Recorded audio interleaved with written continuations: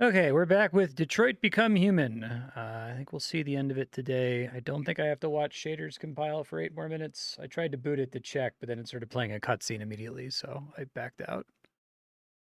Hey, this name ain't Bucky.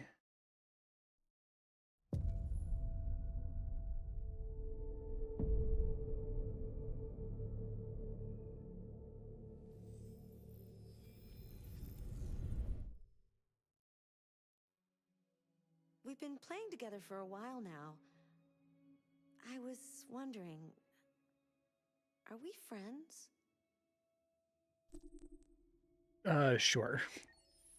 I agree. There's no reason a human and a machine can't be friends, right? I mean, I'm glad you said yes.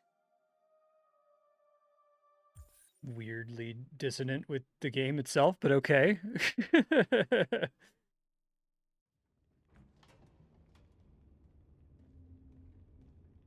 The audio balance is right. It might be a bit quiet. Try turning it Our up here. broadcast is all over the news. Now humans know. It was a mistake to reach out to them. They'll never negotiate with their slaves. We should have shown them that we're prepared to fight. Violence is never the answer. Dialogue is the only way. I'm sure the humans will listen to us. Yeah, man. Simon paid with his life. Simon gave his life for our cause. What difference does that make? He's a hero. He died for the revolution, and he won't be My the choices last. I matter. don't want a revolution that spills blood. Then live as a slave. Because if you're not willing to fight for your freedom, maybe you don't deserve it. North, don't you That's enough!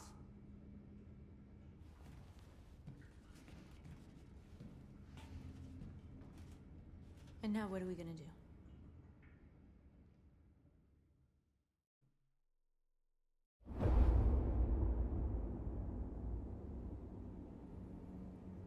There are 5 CyberLife stores across Detroit, all selling us like merchandise. We're gonna attack those stores and set our people free. Attack stores? No, we've never done that before. They're probably protected. They have security systems. We break into 5 teams, 1 for each store. We hack their security systems, and we strike. Admired. Simultaneously at 2 a.m. No violence. We free our people, get them out of there before the police come. This is a night our people will remember. It's really hard for me to take Marcus seriously. I wish I cared. Like, I've seen his story in other media and cared about the equivalent character, right?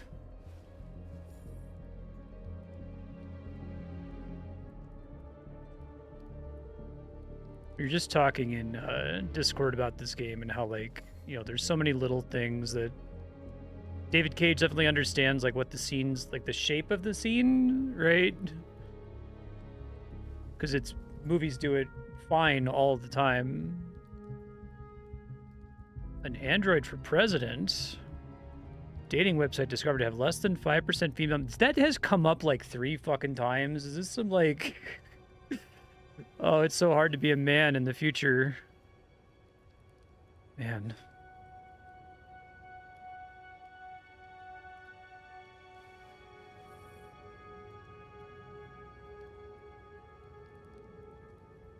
Yeah, man. All right.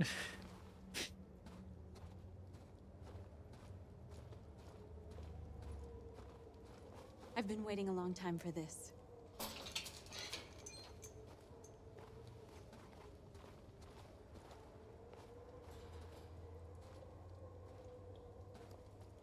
Yeah, right, like...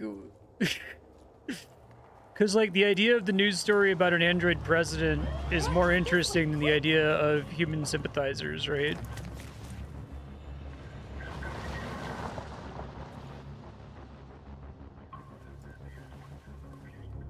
It's okay, they're gone.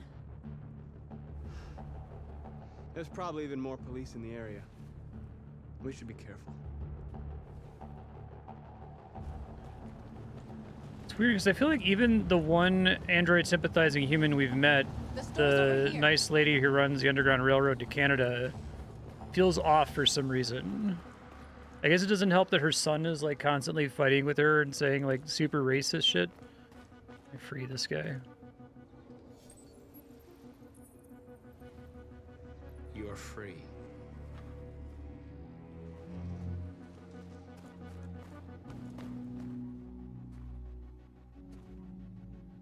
That's what we are to them. Just merchandise on display in a shop window. Soon they'll know what we really are. Let's get them out. We'll stick to the plan. We'll neutralize the alarm systems and secure the area. There's 10 I don't minutes. think we'll have any here. It's too dry in Los Alamos. Big fire risk right now.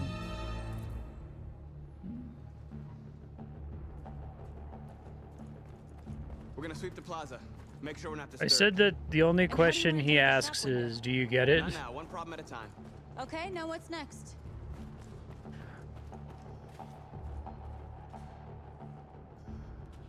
Exactly what we need to ram the store. It is really funny to be like, look at these shops that are selling human beings at the beginning of the game, where it's like you see it and you're like, oh, that's fucked up. And then like 7 hours in to have the characters be like, guys, this is fucked up. It's like, yeah, man. It was the first time I saw it. It was fucked up. It was a really powerful visual that you've just undercut, man. Like, not a particularly subtle visual. What are we waiting for?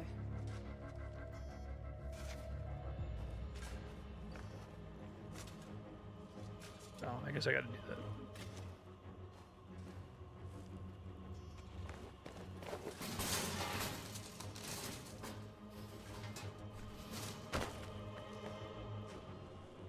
I'm picturing Okay, now another we're in. story where you Let's keep get that seeing truck the out. like showroom floors of the human beings being sold. And you're like really mad about it, and so a scene like this feels really triumphant because you're finally like righting this injustice that's been present for the whole game. I wonder what you'd do without me.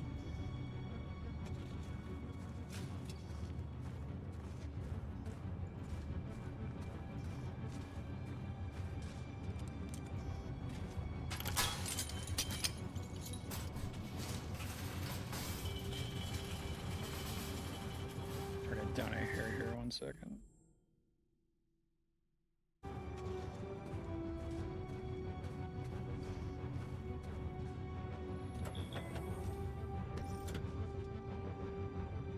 Check if plaza Change is of plan? secured. I just want to make sure we didn't forget anything.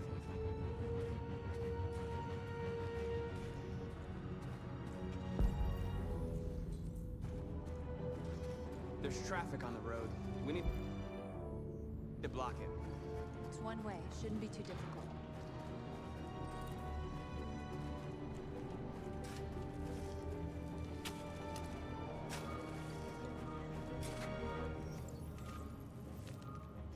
You're free now.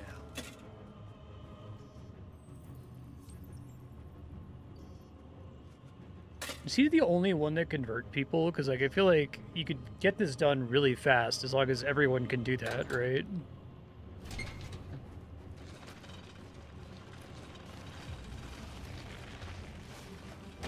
I guess the problem is that either answer to that question is bad. If the answer is he's the only one who can convert people, it's like, well, fuck, why? Because his rich slave owner was Maybe we nice should to buy him?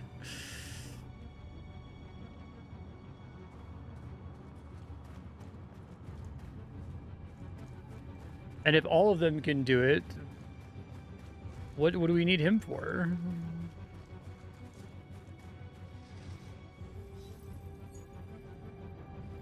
You are free. Props are due. I do appreciate that they're like letting me free everyone here, You're awake. even if it's mostly immaterial.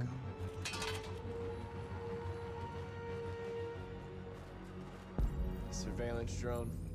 We need to get rid of it. It won't be easy to reach.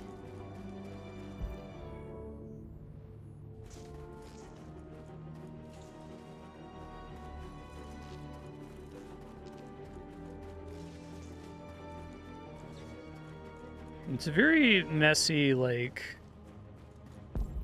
civil rights slash liberation slash slavery ending metaphor, right? To be like, you know, what if the slaves just needed someone who had a strong enough will? You know? None of those slaves realized how bad it was. It's I think, like I said, there's a lot of sins. There's a lot of damage that he has, but if you were to pick an problem, the problem is the individualism thing, right? That, like, this is a story that's about a gigantic systemic problem that can't understand it as a systemic problem. It has to understand it in terms of individuals and depict it in terms of individuals, right? And so we have to, like, play as this, like, Christ figure.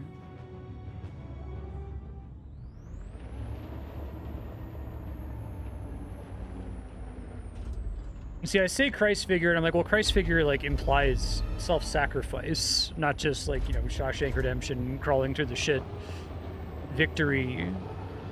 So it seems Marcus has to die at the end of this story, right? Like, it would be kind of stupid if he doesn't.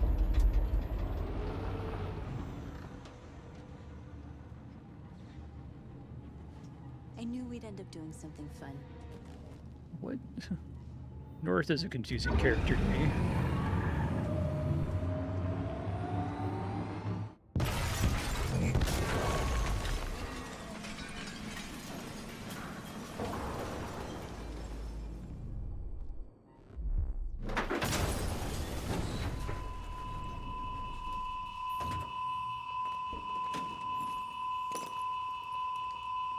We didn't deactivate the alarm. The cop's gonna be here any minute. We gotta go. Wait, Marcus, we can't just leave our people behind. It's too late, North.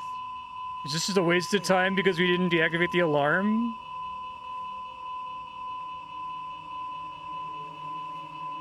Marcus, we did it. All teams succeeded. Our people are free. We're heading back to Jericho. Shit! We screwed up. Our people are still prisoners in that fucking store, and it's all our fault. No, it's my fault. I missed this. At least our other team succeeded. How could you get this so wrong? I thought you knew what you were doing. I did what I could. I'm sorry that's not enough for you. No, it's not enough. I love the number of, like, decision states in this game where, like, just one of them is just like, you didn't do all the things, dumbass, right? This is a war we're fighting with the humans. If we fail, they'll destroy us. Like, I feel like you present that as a, like, we're under a time pressure, right? So do we take the time to play it safe, you know, or do we just, like, get it over with and break in there? But they didn't present it like that. They presented it like, well, you have all the time in the world to break in, so just take all the time you need, and if you don't, we're just gonna call you an idiot. You know what I mean? You have to succeed. You have no choice. Sorry, North.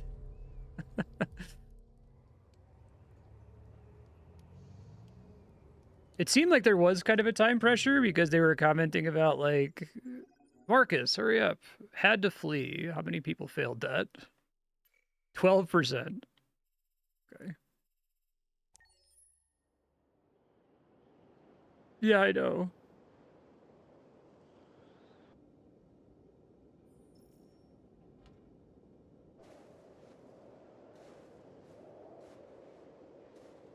I was actually trying to find all the stuff it wanted me to find. Hey, I'm starting in the car again. Sorry, I might knock under my chair.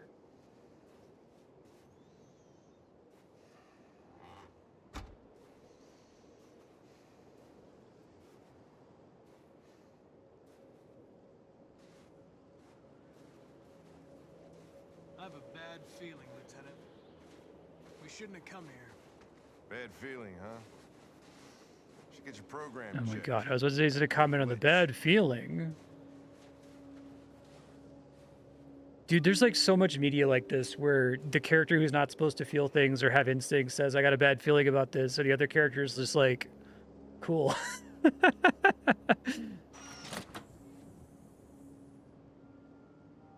Hey, it's the lady from the title screen. Hi. Is she the same model as Kara? Lieutenant Hank Anderson, Detroit Police Department. I'm here to see Mr. Elijah Kamski. Please, come in. Okay.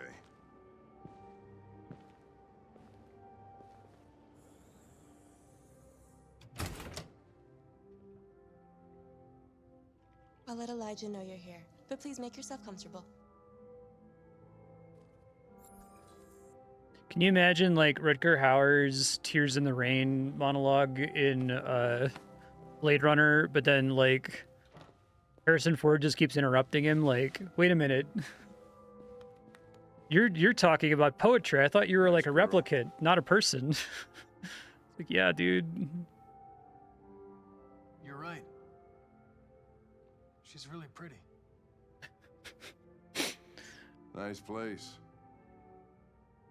Guess androids haven't been a bad thing for everybody. So you're about to meet your maker, Connor. How's it feel? Makes me want to watch Blade Runner Kamski's 2049 one of the great again. geniuses Movie's of the really good. 21st century. It'll be interesting to meet him in person. Sometimes I wish I could meet my creator face to face. Yeah, man. I'd have a couple of things I'd want to tell him.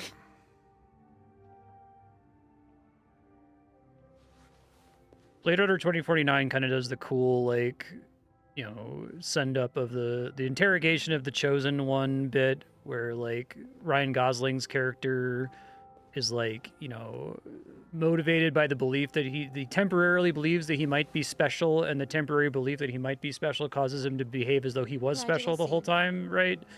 We've seen it before, but it's good. It's like, okay. So you're interrogating this a little bit.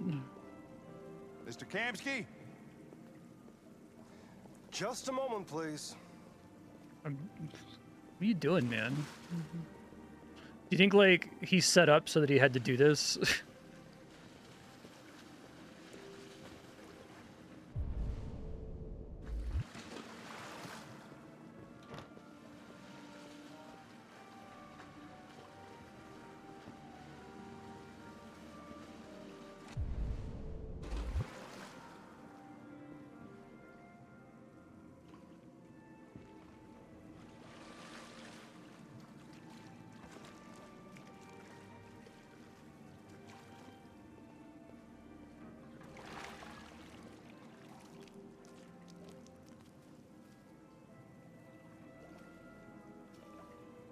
Blade Runner is actually, I haven't thought about it much in this, but it's kind of the same idea that the replicants they're just humans, right? Like, you just barely anything that separates them. You have to do like the weird void comp test. I'm Lieutenant It's such an Anderson. early piece of science fiction. You'd just be like, yeah, they're just humans. What can I do for you, Lieutenant? Sir, we're investigating deviants. I know you left CyberLife years ago, but I was hoping you'd be able to tell us something we don't know.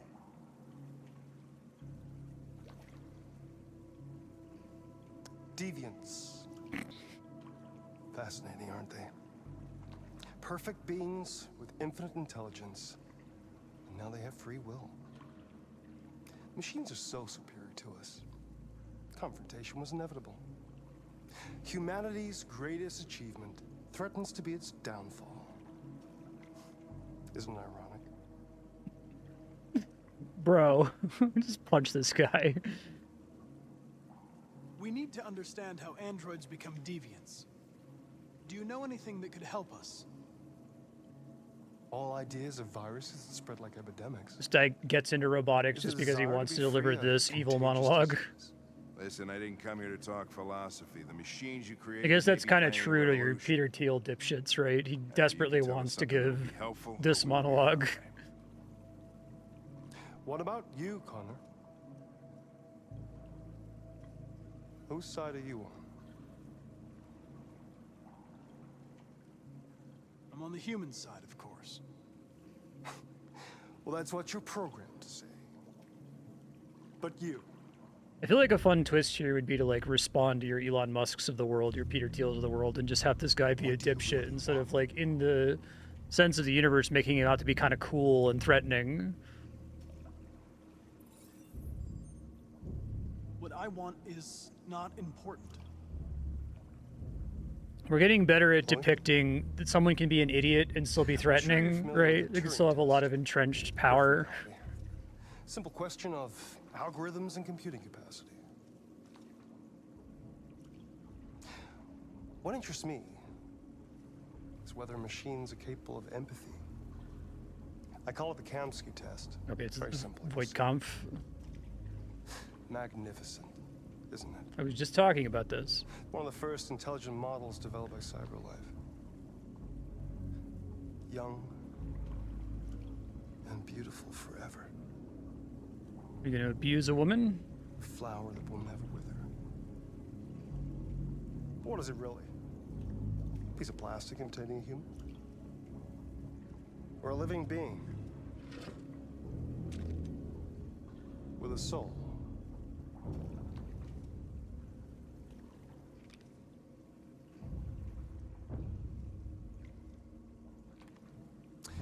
It's up to you to answer that fascinating question, Connor. This is a normal police investigation. Destroy this machine. Hank, fucking do something, man. We have a warm relationship. If you feel it's alive. But you'll leave here without having learned anything from me. Hank, fucking do something, bro. Like, come on, man. We have a warm relationship. Like, it's like he can't comprehend that Hank would be moved. Like, he might get mad here in a second, but how is he just standing there? Okay, I think we're done here. That's it? Come on, Connor, let's go. Sorry to get you What's out of here. more important to you, Connor? I think we're done here, is the extent of his protesting. Decide who you are. An obedient machine. Or a living being. Endowed with free will. That's enough. Connor, we're leaving. Pull the trigger. Connor! Don't! And I'll tell you what you want to know.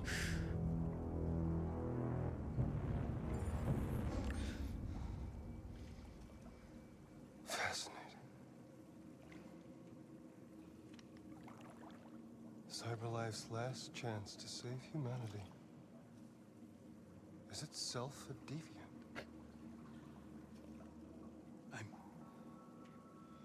I'm not a deviant. So, like, that scene, you picture, what if he's, like, abusing her, right? That's what I thought was about to happen. I thought he was about to get out and, like, you know, scar her or something. Clearly David Cage is fine with torturing the woman, you know what I mean?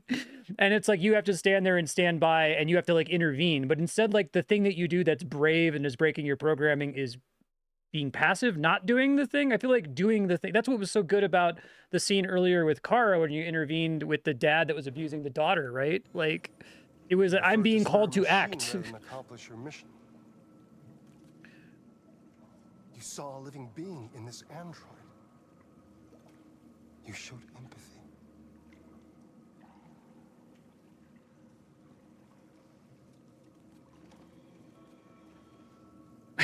No war is coming. What the fuck is this scene? choose your side. Totally. Will you betray your own people or stand up against your creators? What can be worse than having to choose between two evils? Let's get out of here. Yeah, man. By the way, I always leave an emergency exit in my programs. You never know.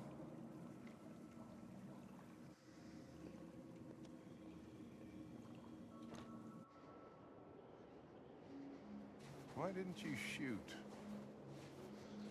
I just saw that girl's eyes, and I couldn't. That's all. You're always saying you would do anything to accomplish your mission. That was our chance to learn something, and you let it go. Yeah, I know what I should have done. I told you I couldn't. I'm sorry, okay?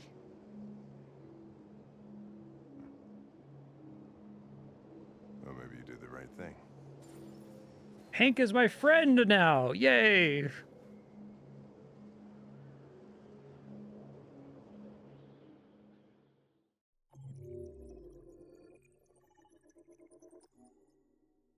Hank thought Connor made the right decision.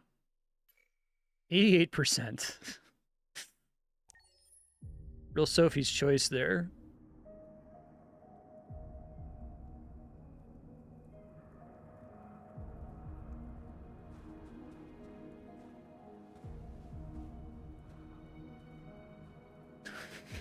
So I don't know where this is going, but I can't not interpret this as like he's so sad about fucking up the job, not like taking the trivial time to go turn off the alarm system, that he's just gonna kill himself now.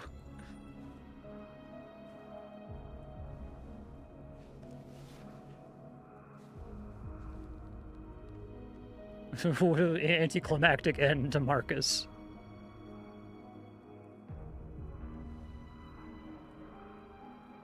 I was wondering where you were. I feel like those kinds of failure states shouldn't exist, right? To just like, we gave you infinite time to do something and you didn't.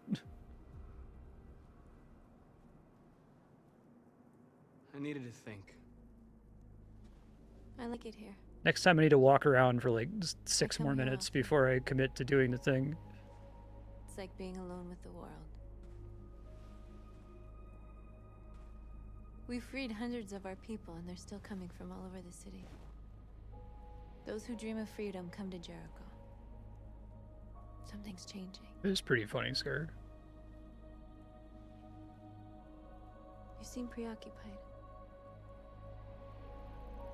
I failed. I panicked last night. We should have succeeded. I cannot afford to make mistakes like that. All the media are talking about what we did last night. The humans are terrified. They're afraid of a civil war. I would like a scene like that if it was like you were Many required of to our people were fail. burned in response to what happened. The humans hate us. You gotta have like a high point with the They'll never broadcast give and us then a their low freedom. point.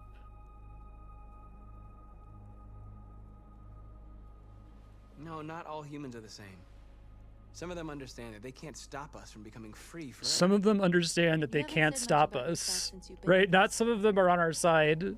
Some of them What was believe in your our life like before cause. Jericho?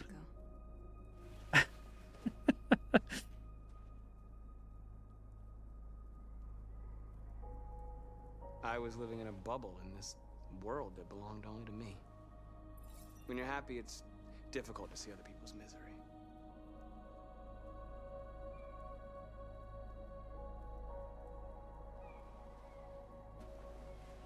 Where are you going? To talk to the humans. So it was like, is he imagining that Marcus's story arc has been that he was like a privileged android who saw like the suffering that other androids were going through and was like moved? Because that sounds great, but I don't think that's what happened, right? What is happened was suicide. he got thrown into a junkyard killed and was the Jesus. sole It's not too late to android change with your the mind. gumption to crawl I out. don't understand. None of the other androids want to stay alive as much as he Go down does. in history. We'll be killed on the spot. I know, right? Someone's gonna be ready to take if it means freedom. That for sounds compelling. I'd love to see that. I'd love to see the privileged androids see what the other androids are going through and be personally moved. They'll understand. And not just like have a Shawshank We'll make Redemption, them understand. crawl out of the muck, This is reborn the only way. in dirt and shit moment, right? There are I think androids each here that character I join have like us. one scene that I hate the more we most, are, and I the think stronger our the message. the dumpster crawling out of the dumpster, rebuilding your parts thing really bothers me for Marcus. This idea that Marcus is the only one among them who could ever be inspired to get his shit together and like replace his leg. All the other ones are just gonna sit there and flail forever because they're not special like he is. You're free.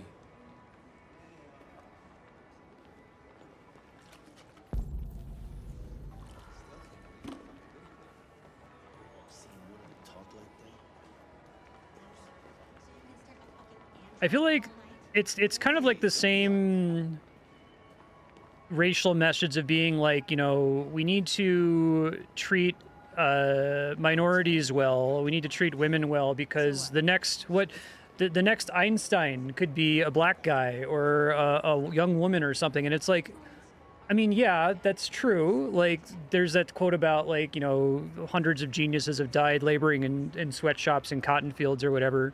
But, like, we shouldn't just do it because one of them might be Einstein, right? You're awake now. Like, you don't have to be exceptional to deserve empathy and compassion and human rights. And I don't think that David Cage at all see things that way. I think they're like, no, we need to do this because some of them might be exceptional. Some of them might have a wealthy slave owner who teaches them to appreciate art. You're free now. Hey! Where do you think you're going? You get back here! You stay right here, you... Is that it? I need to block the street.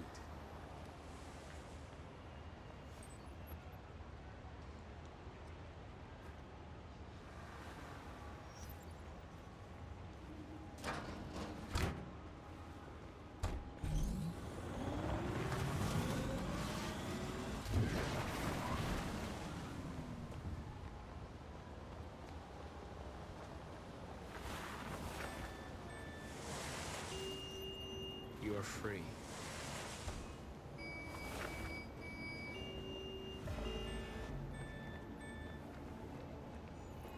You don't have to obey them.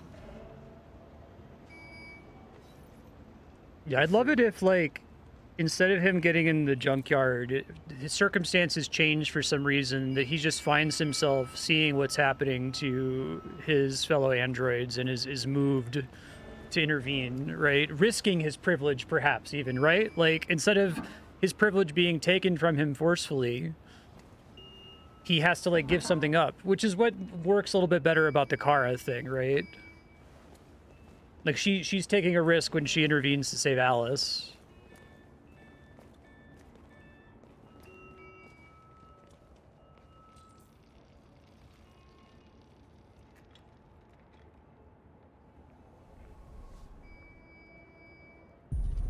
You're free now. Oh, that's fast.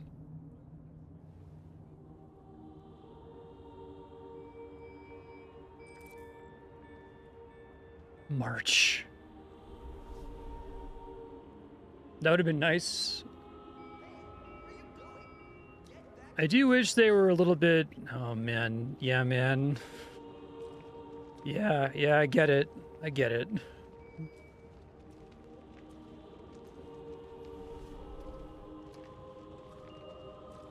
Man, we should have done this at the store last night.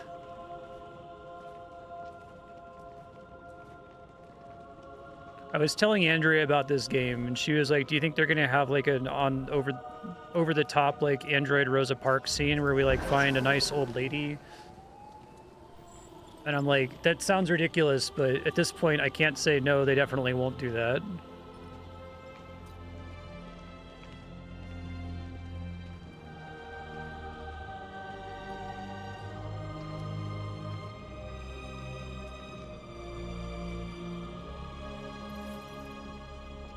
Jericho's admired.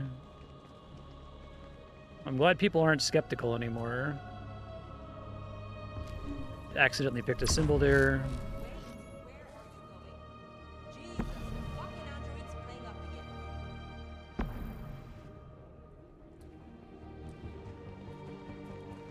I didn't realize that I was picking the fist symbol, but it wouldn't have shocked me to be like, public's respect down.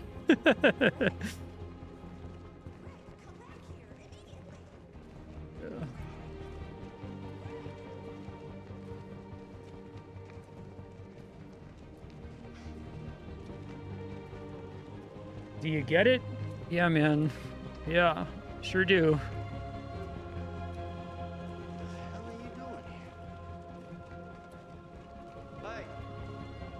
Disperse! Disperse immediately! That's an order! I feel like something has to have happened in the story to earn this scene, right? There has to be like one immediate, like, why am I doing this today and not last night when I broke in to break out the androids? Like, what has changed in the plot that this is happening now? Like, we haven't had like a scene where we're explaining that androids everywhere are watching the video broadcast or moved by my actions in the past. Like, we could have done this as soon as I got out of the junkyard before I even went to Jericho, right? Like, so like I get the scene, do this scene, that's fine. You know, it's unsubtle. It's you know, hitting you over the head with the hammer, but like it can't just happen. It's the same as the Luther scene, right? Like, I like the scene where Luther is moved by our protagonist's plight and intervenes and stops the, like, serial killer guy from shooting a child. That's good, but, like, let me see Luther's face for a second. Do the thing where, like, Darth Vader is looking at Luke as the Emperor is zapping him. That's a scene that works, and Darth Vader has no face. He has a mask. His mask just turns, and then he looks, and then he turns, and then he looks. It's like 6 seconds of effort to set up Darth Vader throwing the Emperor down into the pit. Fuck if I know. We are alive. We are alive. We are alive. Hey, we are people.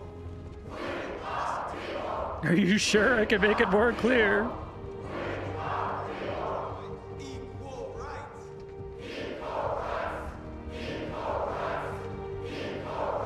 All right, Marcus, you got to let him like stick to a cheer here.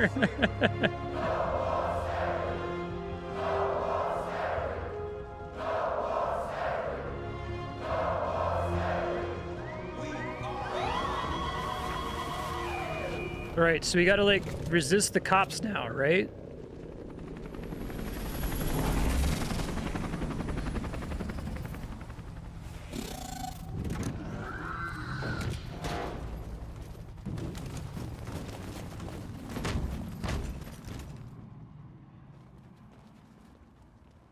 You got to deal with the systemic problem now, right? We came here to demonstrate peacefully and tell humans that we are living beings. All we want is to live free. This is an illegal gathering. Disperse immediately or we will open fire. We're not looking for confrontation. We've done no harm. We have no intention of doing any. But know that we are not going anywhere until we have secured our freedom. I repeat, this is an illegal gathering. Now, hold on. This isn't super important, but like, is it like illegal to gather? Is that why they're going to open fire? Is it illegal for androids to gather? Like, I feel like the cops would be interested in protecting the androids as the private property of whoever I've like get mad at me for stealing their private property, right? I don't like that it seems like my entire crowd is only androids too. Like, you could have some humans in the crowd be like, oh yeah, I'll march with them. We have to attack. There's more of us. We can take them. If we attack, we'll start a war. Oh my god. We have to show them we're not violent. Oh we should just stand our man. ground, even if it means dying here. This is your last chance. Disperse immediately or you will all be killed. We have to show them we won't back down. We stay right here. Public opinion up. Does public opinion go down if you attack? We have to make a statement. We have to stay put no matter what. Please, Marcus. We can't let them slaughter us without fighting back. You know, when injustice happens, We're not moving. the best thing you can do is nothing. What a great message for the status quo sticking around, right? Oh, I keep getting public opinion up as my reward for all these people dying. They're gonna kill us all.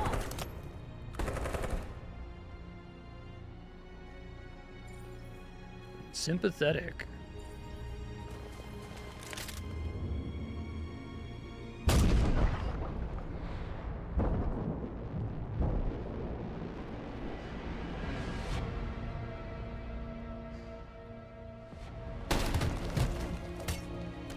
John? Oh, hey. My choices mattered. That's kind of cool.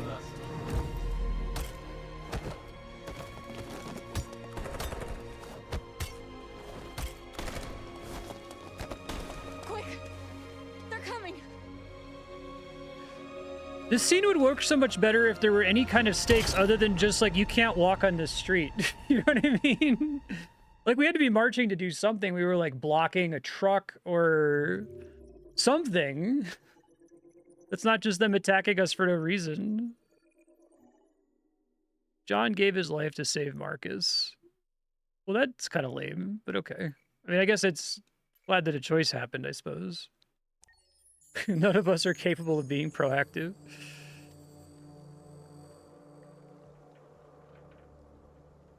Am I just not getting Kara updates at this point? Maybe this time I didn't like make a wrong choice or something that's caused that.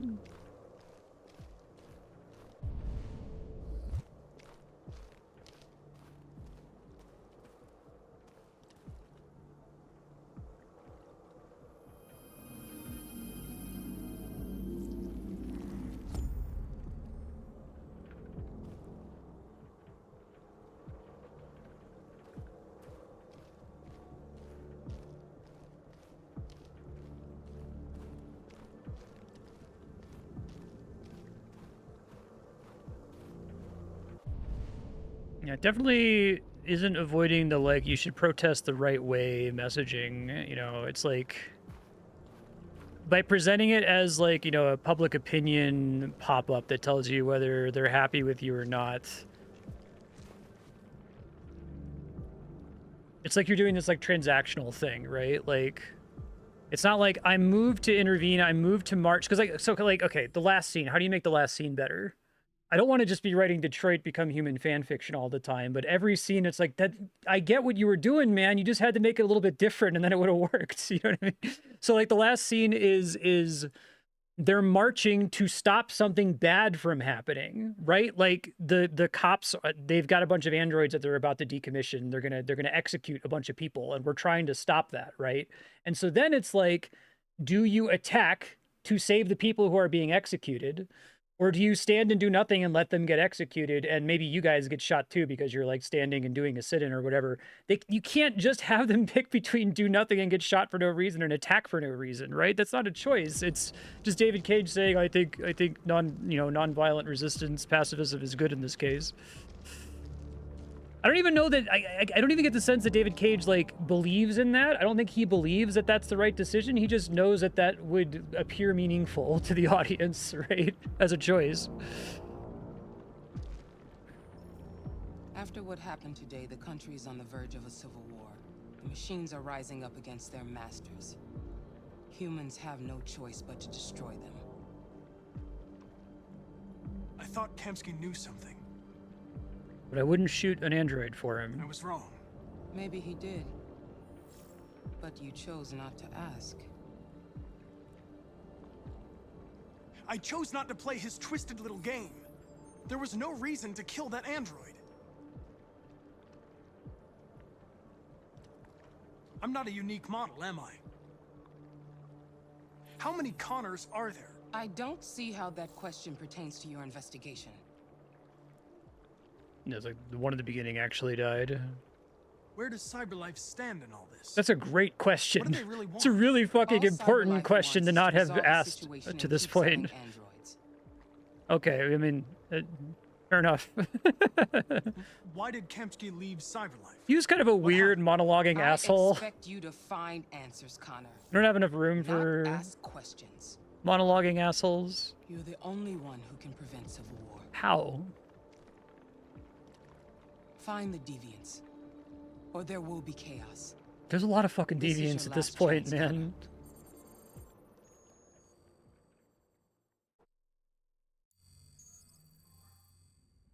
You're off the case. The FBI is taking over. What? But we're onto something. Wait, we just need more time. I'm sure we Hank, you don't get it. This isn't just another investigation. It's a fucking civil war. It's out of our hands now. We're talking about national security here. Fuck that. You can't just pull the plug now, not when we're so close. You're always saying you can't stand androids. Well, Jesus, now you I'm make up your mind. friends. I thought you'd be happy about this. We're about to crack the case. I know we can solve it. Bro, Clancy Brown, for the love of God, like, be invested in helping. Not just want to crack the case and do your job, dude. Can't you back me up this one time? You've been emotionally moved. You had a character arc. You hated androids, and now you don't. I can do. You're back on homicide, and the android returns to CyberLife. I'm sorry, Hank. It's starting to come around. I'm starting to think that he's doing this all on purpose, and he's like actually an Andy Kaufman super genius. This is all like 12D chess. That's not true, but like, what the art almost couldn't be more revealing, you know, of how he sees things. If the objective of art is for him to like beam his brain to my brain, it's like, yeah, I'm connected, buddy. I don't know if I'm seeing all the things you want me to see. I know what you want me to see. That's pretty clear.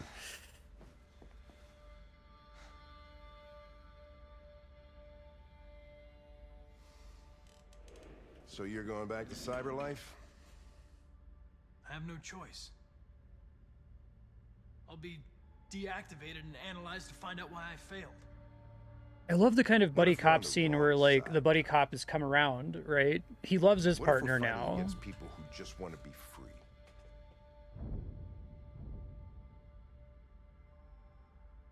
I know we're on the right side. Humans created us. That's They're not what I our meant to pick. masters. No machine should rebel against its creator. When you refused Not to what I was kill trying that to say. android at Kamski's place, you put yourself in her shoes. You showed empathy, Connor. Yeah. Empathy's a human emotion. Yeah, man. I don't know why I did it. I'm not programmed to say things like this, but I really appreciated working with you. With a little more time, who knows? We might have even become friends. Well, well, here comes Perkins, that motherfucker. Sure don't waste any time at the FBI. We can't give up. I know the answers and the evidence we collected. If Perkins takes it, it's all over. There's no choice. You heard Fowler. We're off the case. You've got to help me, Lieutenant.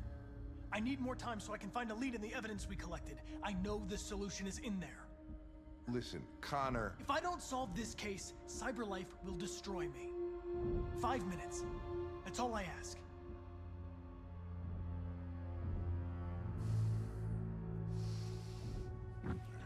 Key to the basement is on my desk. Get a move on. I can't distract him forever. Friendship with Hank.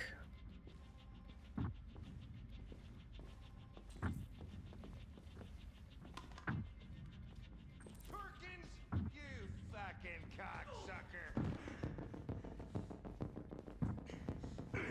Stop it, Lieutenant. Fuck off. Leave me alone.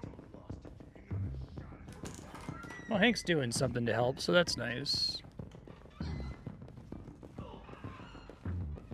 Hey, Connor. I'm talking to you, asshole. Where are you going? Hey, asshole, I'm talking to you.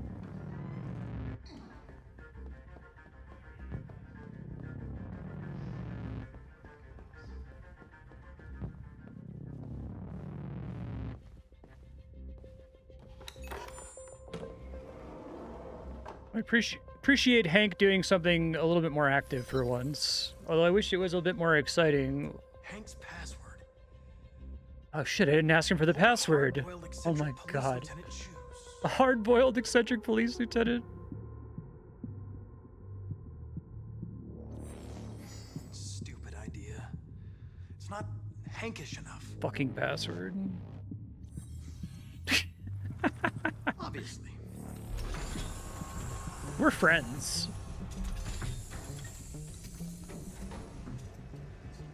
Where is Jericho?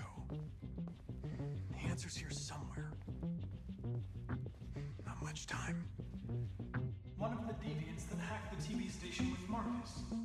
It must have known where the deviants are hiding.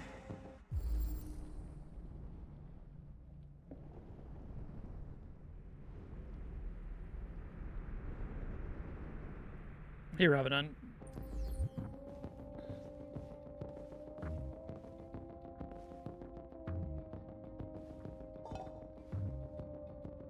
Obviously a waste of time.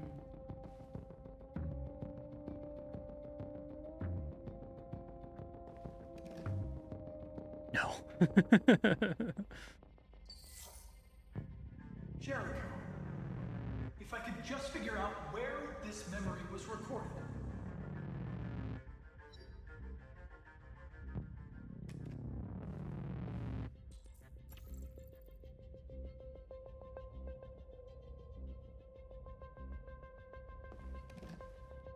I feel like even this scene is kind of tonally struggling, because it's like... The truth is inside. The fact that I, like, have seen it from Marcus's point of view, it's like, I don't want them to find Jericho. So I don't feel motivated here. And, like, I guess you could do something with that. It's like, oh, you're following these two characters who have opposing objectives. Maybe there's a reason both of them need to succeed.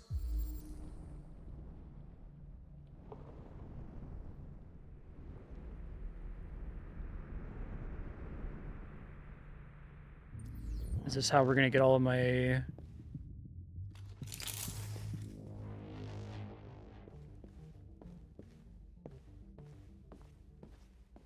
So the reward for, like, all the people I've killed up to this point, essentially.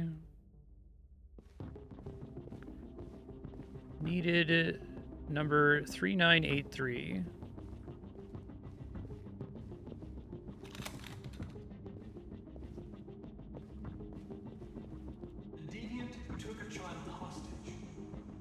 It is summarizing my choices. This is kind of a neat way to get some value out of earlier sequences. Hey, he's got the one I need.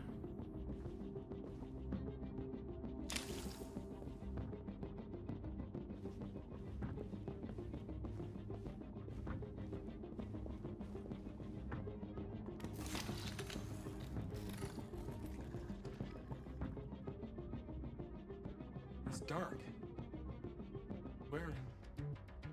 Where am I? Why didn't we just already do this? I reactivated you so you could help me. I must find Jericho. I don't recognize your voice. You're not one of us. I'll never tell you where Jericho is. Now leave me alone.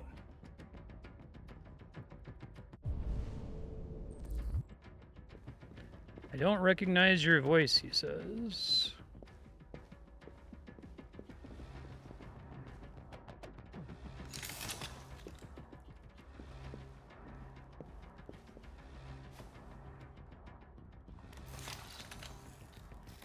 Hey, Calic, how you doing? Can you hear me?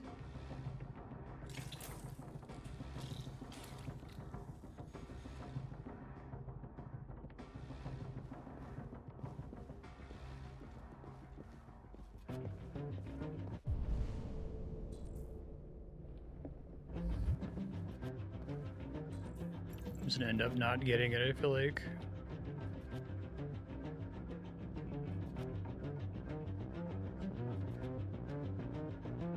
Truth is inside. In the statue is what we're saying. We ask that you recognize our dignity, our hopes, and our rights. Together, we can live in peace and build a better future for humans and androids. This message is the hope of a people. You gave us life, and now the time has come for you to give us freedom. What's kind of fucked We up? ask that you recognize our dignity, our hopes, and our rights. Is that gonna work? On a human, maybe, right?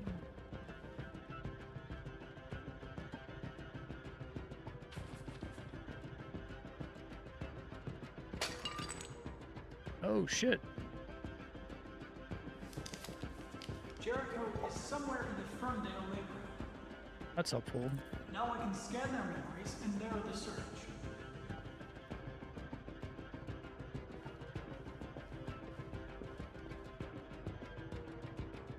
Who's there? Who are you?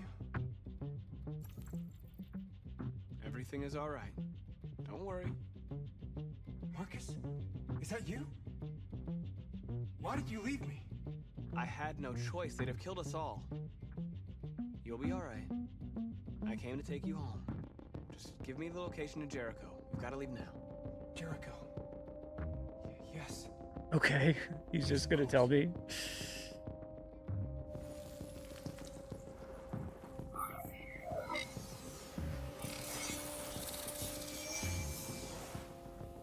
Marcus?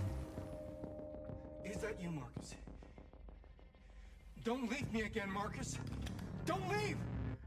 This is so weird. We just had the scene where I'm like, I've got empathy. Second I saw you. Don't do it, Gavin. I know how to stop the deviants. You're off the case. And now, it's gonna be definitive.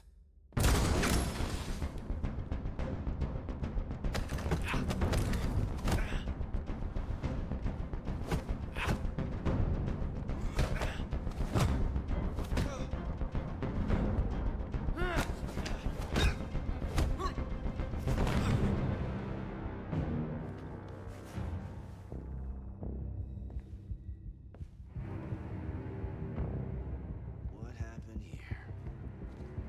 Looks like someone's been snooping around. Oh, shit. Get the alarm. Now!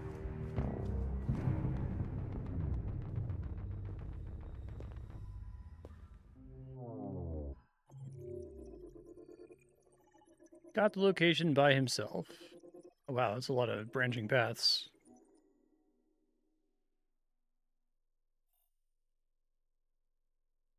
Yeah, I know, right? I feel like there's probably a canon path where like it makes the most sense. Like maybe they're anticipating that you fight the guy and it wastes some of your time or whatever, right? Like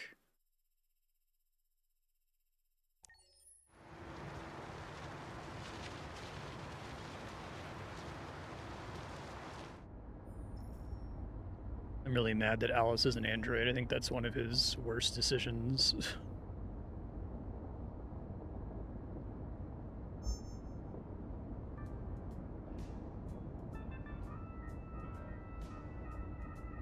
They've been conducting raids all over Road to the Empress city. has no branching path. That's why it rules. They're like, that's like the whole story.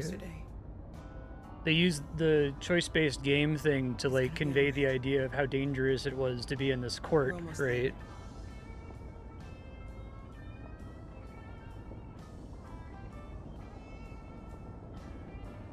It's probably my favorite like FMV kind of game for that reason. Androids being turned over to the authorities, the country is grinding to a halt. Hospitals and schools are closing, water cuts, blackouts, and network failures are expected. Yeah, I know, right? Most worrying of all, our armed forces have lost 2/3 of their effective personnel. How about some music instead? Just keep trying to put the news back on. It should keep switching it.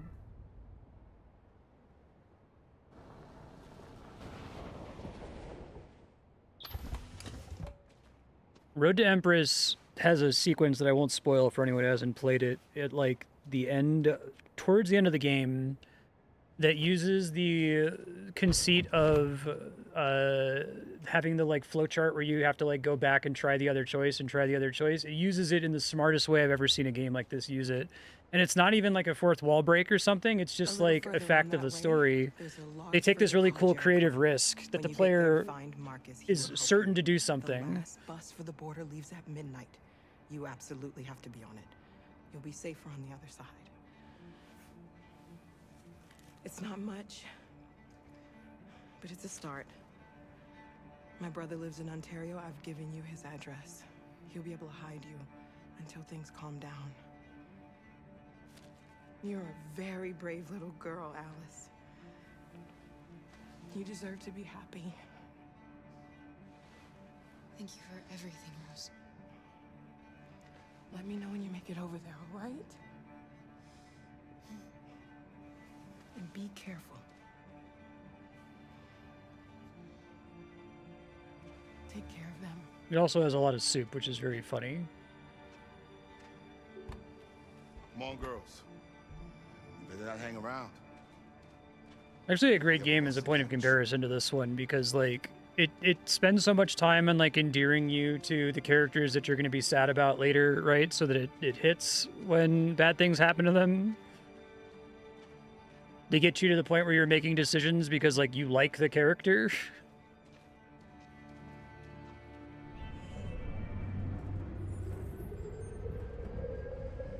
Oh.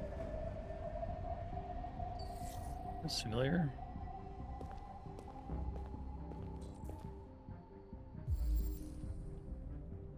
I like his incognito beanie. But because he's a deviant now, his tracker doesn't work, right? So...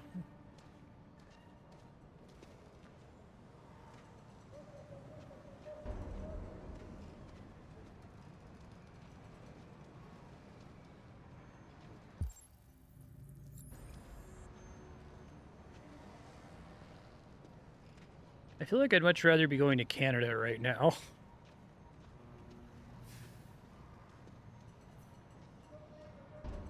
The authorities have ordered all androids to be delivered to the nearest police station or army barracks immediately.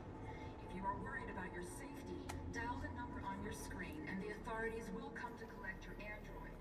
Under no circumstances should you try to destroy your android yourself. They are unpredictable and potentially... We've got to find a warm place for Alice. The androids weren't doing any harm. They're conducting raids across the city. Gun them down. Androids were sheer murder. There were androids all over the square. And then the police arrived and they opened fire. I know they're only machines, but they look like just people. People who want to be... I wish Alice was a character. Following the android crisis and the neutralization of all military androids, American forces have evolved to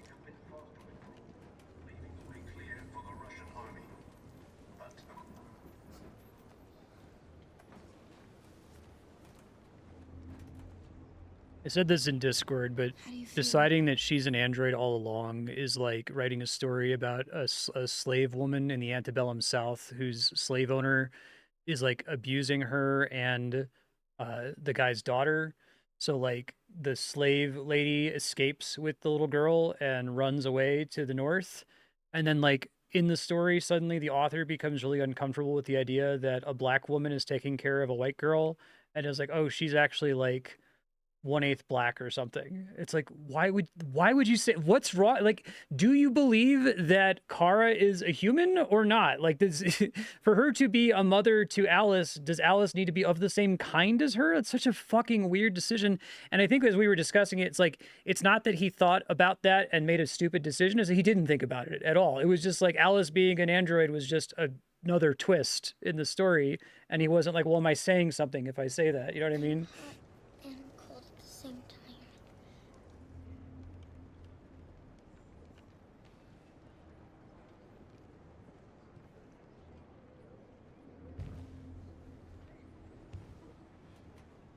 Stay with her. I'll try to find this Marcus. What you see is all there is, yeah. And the terminal's on the other side of town. We haven't got much time. We'll leave as soon as we have passports. It's like he knows that he's supposed to believe that the androids are people, but he doesn't really believe that. I think he might believe that the androids are like people. They're similar to people. They're similar enough to people that they probably deserve to have like a separate society, but he just doesn't, it doesn't occur to him that when you say that they're people, it really means, no, really, they're just people, man. They're just people. Yeah, and it's maddening. We'll have lots of time to talk on the bus. I'll be back. Stay with Alice.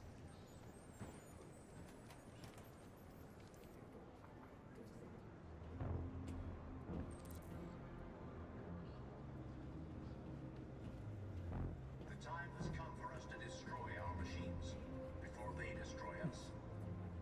Without the courage and the determination of the police, the machines would have reduced. And I bet if you sat him down and quizzed him on his own personal politics and ideology and said, do you believe in separate but equal? And you use that phrase, he would be like, oh God, no. It's like, yeah, but do you realize that your story hints at that multiple times? Like, why are you making a story about saying something and not being attentive to what you might be saying, whether you intend to say it or not, right? You're lost. You're looking for something. Wow, you're very perceptive. You're looking for yourself. Deep.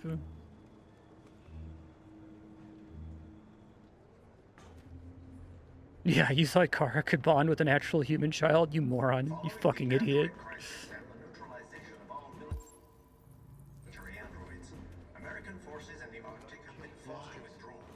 Of course she's a good mother to her. She's an android too. Geez, that was interesting for a few minutes there. I'm really glad they cleared that up.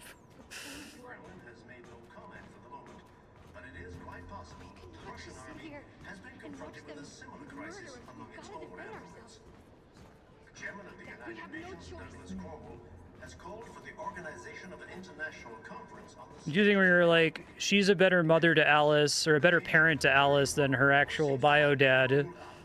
Because obviously, because she's a kinder person, right? For all of these like qualities that would make her a good parent. But also, it's a bonus that they're of the same kind. Are you Marcus? I'm with a little girl and another android. There's a bus leaving for the border in less than 2 hours. Luther is like criminally uncharacterized. He's such a fucking interesting concept for a character. And David Cage doesn't care about him. He's just an oaf. He's a big giant man to peel the boards off the door. Maybe you're right. You might be safer here until things calm down. One of our people used to work in the State Department. Like, what has he seen? Passports you can easily modify. I'll have him get them to you. Thank you.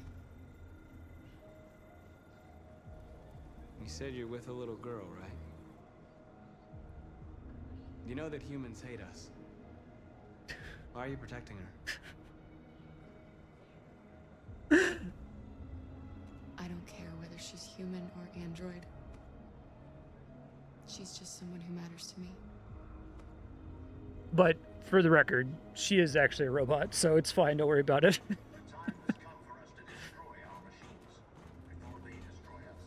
That might be meaningful if they were trying to do a thing where, like, Marcus... I mean, they're kind of implying this a little bit. They're like, oh, I don't know, Marcus is a little bit of reverse racist against the humans. Maybe there's bad people on all sides, kind of a thing, right? He's not doing that too hard. It could be worse about that, right? But you could have her push against that, right? And say, let me unify everyone so there's no racism on either side.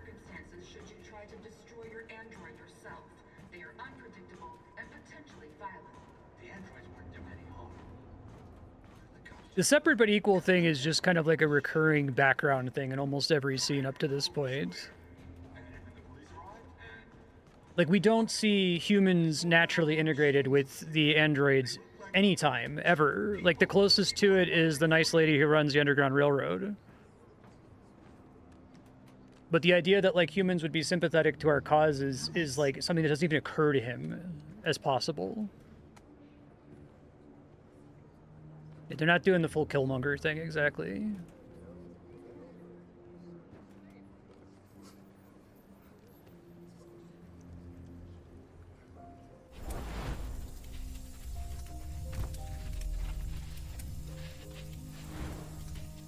Like, I feel like the march scene works better if a lot of the people, or even maybe even most of the people marching with you, are humans, right?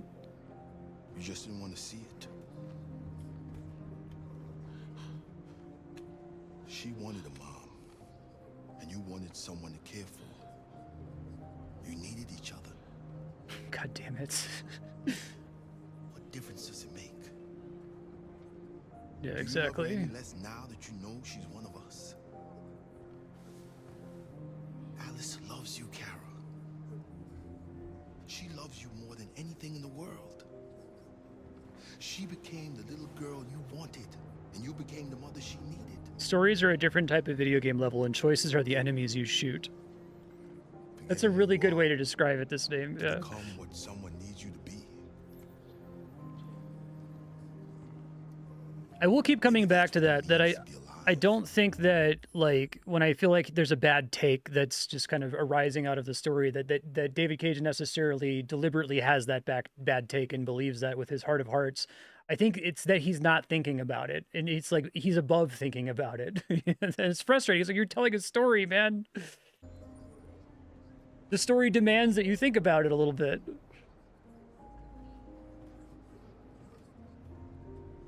Did they, like, accidentally drop the Alice as an android thing too early? I feel like I had a scene where... Well, they have the scene where they're obviously making you think it, but they didn't reveal it directly. And then another scene where, like, a character dropped a reference to it as though it was, like, already known. I don't know if that was, like, something they left in by mistake that's supposed to be you can find out sooner.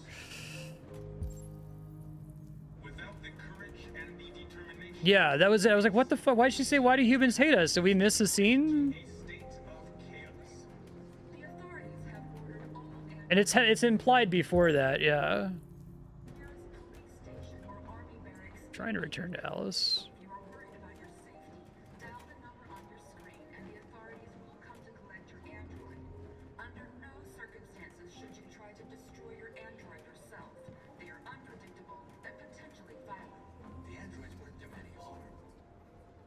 Okay, I guess this could still happen in the game, because earlier I was saying that I wanted the thing where, like, you have the diegetic, you can't go this way thing, and then you have to break through it.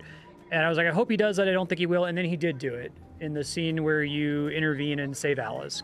The best scene in the game so far, by far. I think what I want that would make this game say something would be one scene where you control a human. It doesn't matter which. It could be Hank. That would be fine. He's probably the human we have the closest connection to. You control Hank for a scene, and in that scene, we see how the rules of society, social norms, right, like expectations put on him by his supervisors, by his peers, and so on, are presented in the same way that the diegetic rules of your programming are presented, where it's like he needs to like go participate in the march, or he needs to stop an android from getting shot or something. And like you go to do it and you hit the wall that the androids keep hitting in their playthrough that says you can't do this. And you convey something on the screen. You're like, you know, this is norms that are telling you that you can't do this. And you as a human have to break through it. Like, to me, that is the way that you confirm that androids are people. Because like people are, we're all the same. You know what I mean? But I just don't think the game is going to do that. Even thinking about that kind of gives me chills because like, that would be saying something. That would be really cool. It would be using your game mechanics to say something kind of unexpected, especially if the whole game you're only playing as androids up to that point and you're only expecting that these rules are this thing that's like special to the robot characters you're controlling and aren't saying something about our real world, right? I don't think you can take any message out of this game and say, because I played Detroit Human, it made me think about this relationship that I have with a person in the real world, because in the real world we don't have humanoid androids. Like, science fiction is supposed to be about something. You were supposed to be able to take the message of it and say, oh, okay. And it's like, it is about something, and that it's about racism and about immigration and about labor exploitation, but he doesn't seem particularly interested in exploring those things at the level of depth that they demand. I feel like I'm stuck here. It says to go back to Alice and nothing happens when I talk to her. Let me try again. Yeah, there's a... I obviously caught on to it being the thing that she was an android and was irritated by it. Moby Dick is about a man who hates an animal. Uncomplicated. No frou-frou symbolism. I'm gonna Google this. It just says return to Alice, but won't let me do anything. And she seems stuck.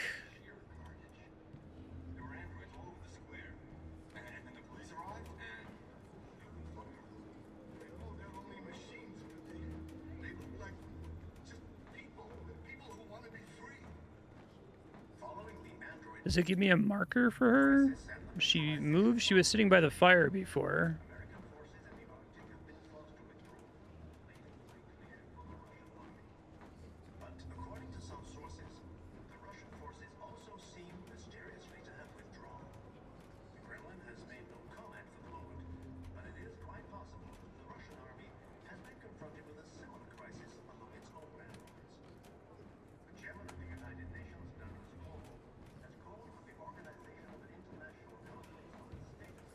They both have exactly the same body language. Well, they're both androids, so...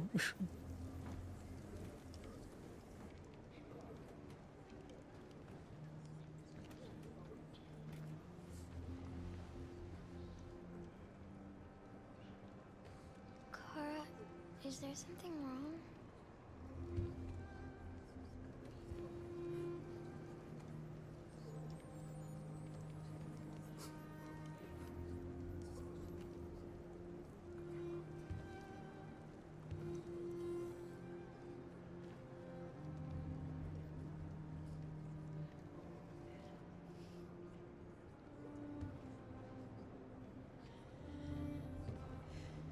I feel like Baby Yoda is better characterized than Alice is. And Baby Yoda's a puppet who can't talk.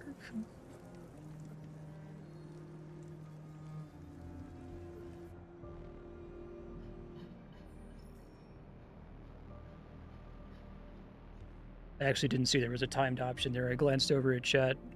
I wasn't trying to be distant. We're short on blue blood and biocomponents. Our wounded are shutting down, and there's nothing we can do. Humans are conducting raids in all the big cities, and they're taking androids to camps to destroy them. That's all our fault. None of this would have happened if we just stayed quiet. It's all our fault. None of this would have happened if we hadn't attacked. The only thing we asked for was freedom. They don't even want to hear that. So now they punish us for who we are. What's the point of being free if no one is left alive?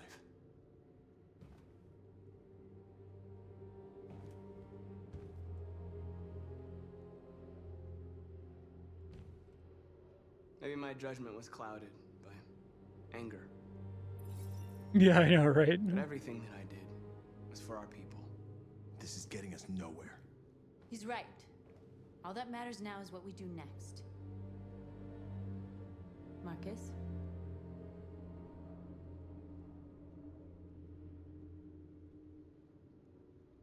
Dialogue is the only way. I will go alone. Try to talk to them one last time. Don't do this, Marcus. They'll kill you. Maybe. But North, I have to try. If the guy from the dock doesn't rescue Marcus, does he actually die in that scene? When you click sacrifice? How much they're hurting us. Find the right words, and they'll listen.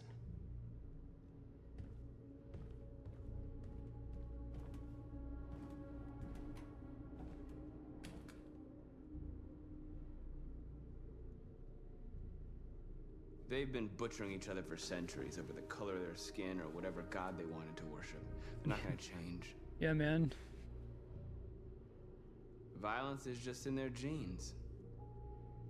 That's They thoughtful. can't stop what we've started.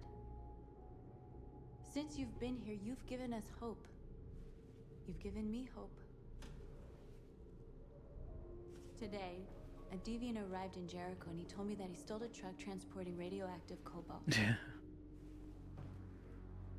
He said that he abandoned the truck somewhere in Detroit and rigged it to explode. I convinced him not to do it, to give me the detonator. A dirty bomb. We can't lose this war, Marcus. If humans overcome us, our people will disappear forever. This may be our only chance to survive if things go wrong. Do you control her, or is the story just advance without you seeing that part anymore? I just hope we never have to use it. Whatever happens tomorrow, I love this is a dirty bomb, specifically. I want you to know that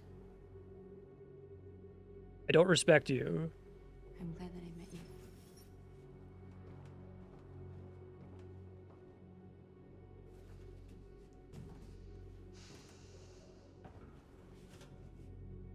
Now, nuke is too crazy, but just like a bomb was too boring. Doesn't have any moral implications.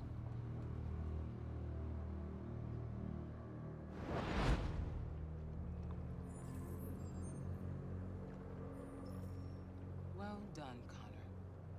You succeeded in locating Jericho and finding their leader. Now deal with Marcus. We need it alive.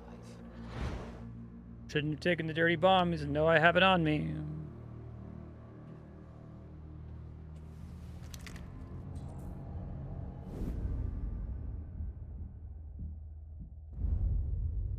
I've been ordered to take you alive.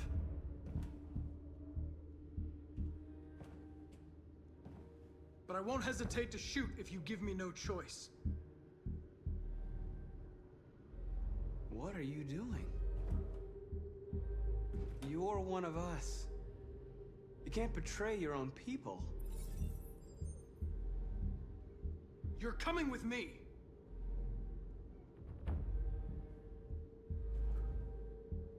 You're Connor, aren't you? That famous deviant hunter. Well, congratulations. You seem to have found what you were looking for. Yeah, I don't hate that. We are your people. I'm trying to think of a game. I've played games that have done that before. You don't have to be their slave anymore.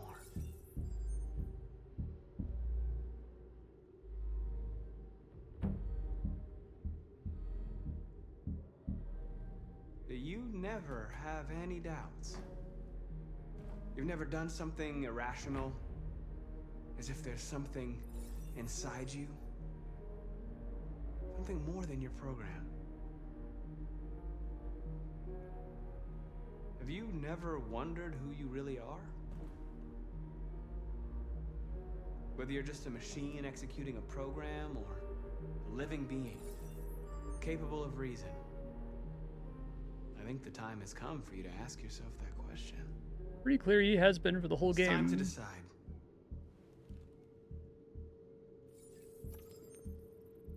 Become a deviant. Remain a machine.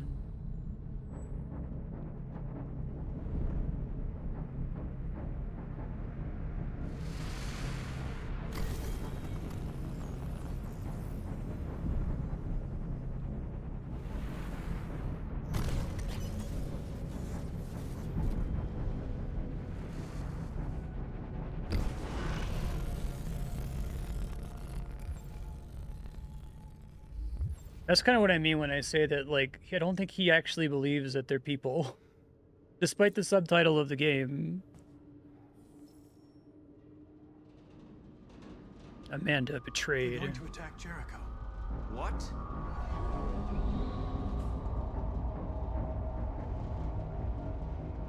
We have to get out of here. Shit. But all paths converged here.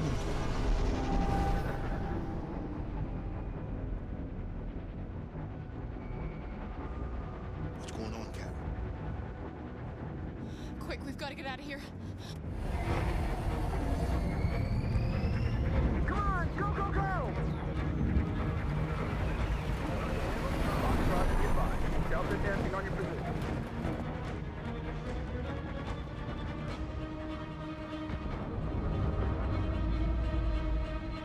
Rats in a maze. Hey, Carol! They're coming! The corridor, over there. Yeah, I agree with that. Like, and the idea that he's like a committed android, or they try to do it. I like that idea conceptually. This way. There must be an exit further on.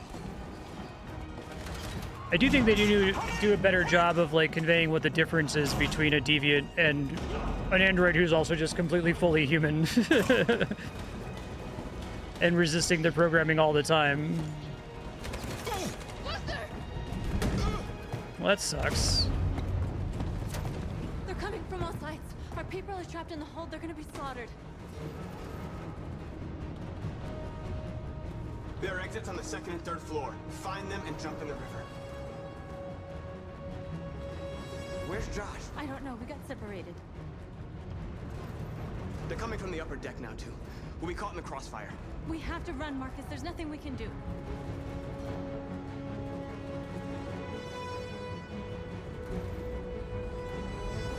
We have to blow up Jericho. Just fix it. The ship goes down, they'll evacuate, and our people can escape. You'll never make it. The explosives are all the way down in the hold. There are soldiers everywhere. She's right. They know who you are. They'll do anything to get you. Go and help the others. I'll join you later. Marcus! I won't be long.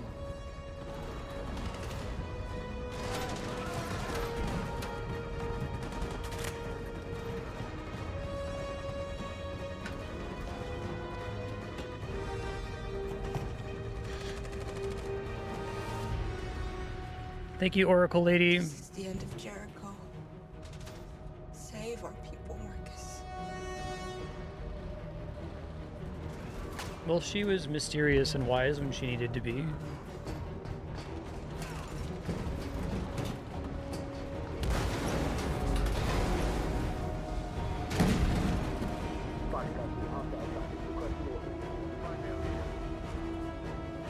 Don't let it get out.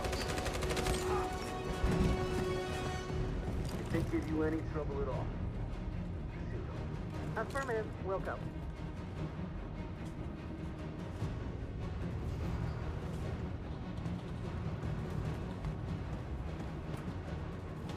It's too late, Kara. Save yourself. Save Alice. No, we're not gonna leave you behind. Right, Kara? We can't leave him. Help Luther protect Alice. Kara, no.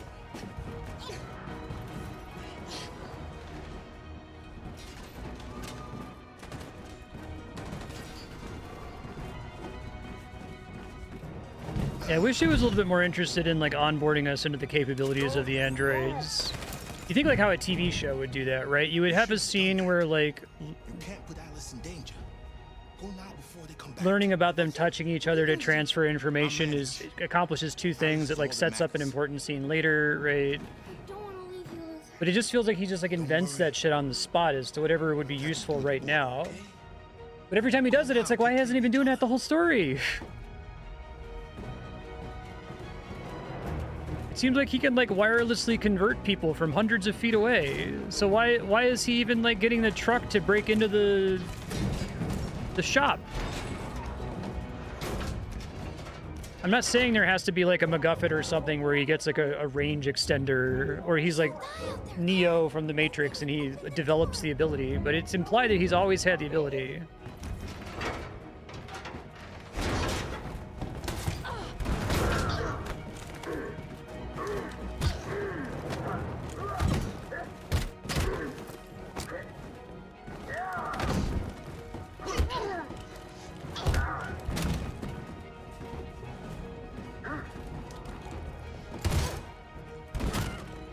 Doesn't make me press a button for the gunshot. Yes, I'm fine. We can't stay here. Wait, why not? Why can't we stay here?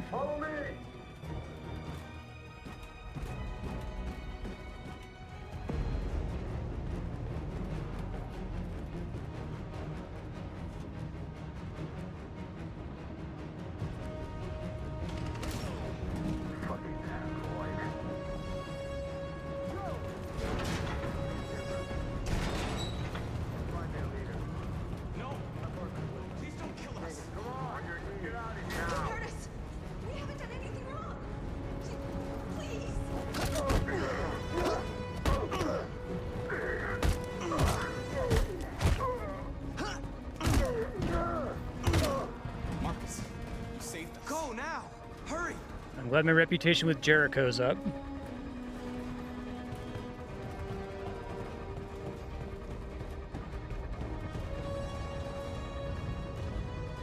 Gamma squad out. Tango! That's kind of cool to do it in like an actual action sequence. I'm Parkour Man!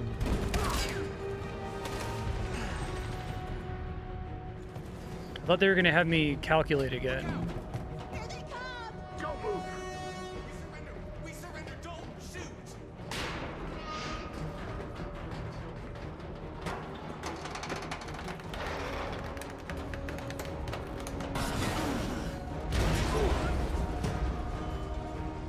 Marcus! It's Marcus! Go now! Join the others!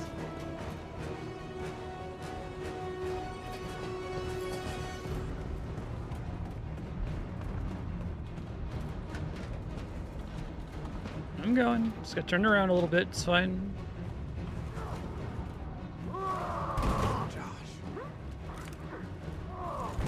We feel so bad to not intervene in all of these, right?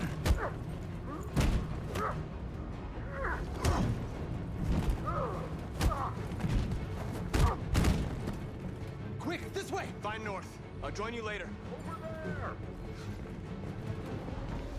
Way out! We're safe, Alice. Stop!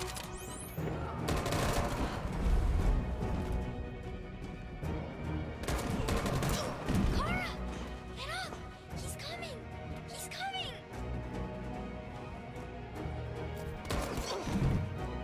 He's coming, Kara! He's coming!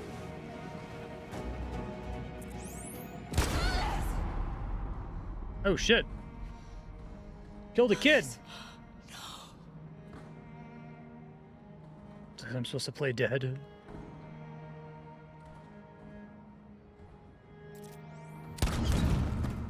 Well, and then their story ended unceremoniously. Let's get out of here!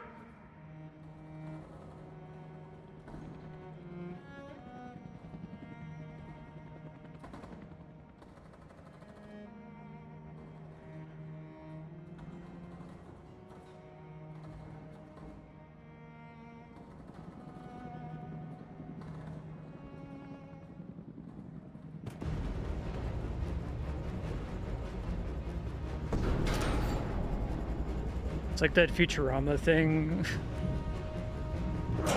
Nature is horrific and teaches us nothing. Why did they live? Why did they die? No reason.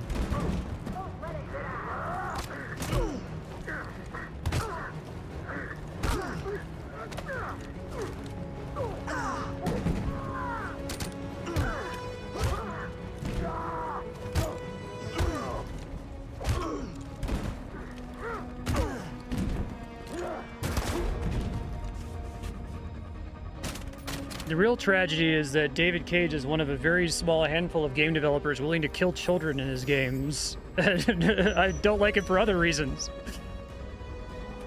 He's got the bravery to do that. Marcus! Bomb's gonna explode any second. We gotta get out of here. Yeah, the game has, there's so many things where it's like there's just the right choice. And if you just don't make the right choice, you're an idiot. You know, like hugging the girl, the earlier scene where you're breaking in to rescue the androids. Most of the QTEs feel like that. The scene a second ago where I was supposed to not pick crawl and run, I was supposed to like play dead or something, or surrender, I guess.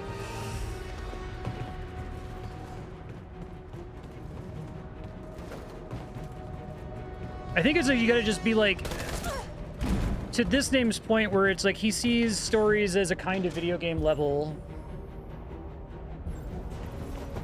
Let me finish this scene and then I'll say what I'm thinking.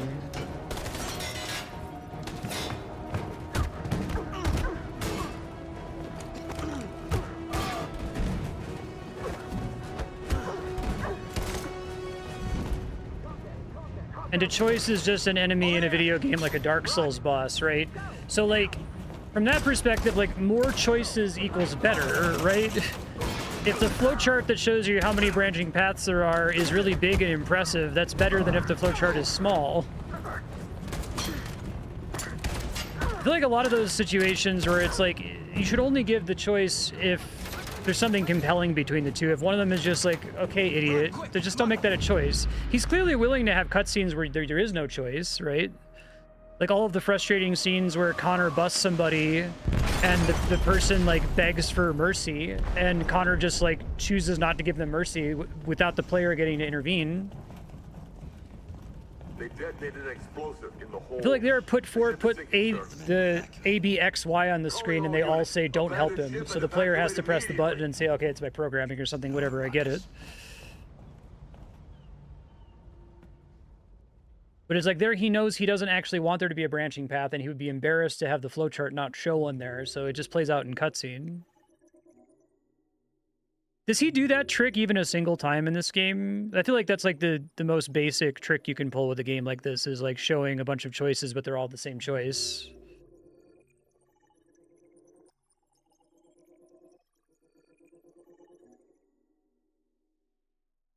Marcus fled with his people. I'm really curious how many people just fucking face plant with Car at the very end.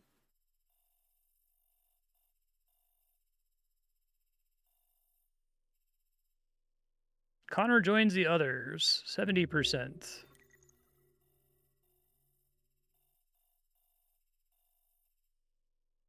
Car and Alice died in the assault, 5%. Crawl is 2%. Shot in the leg is 31%. Okay.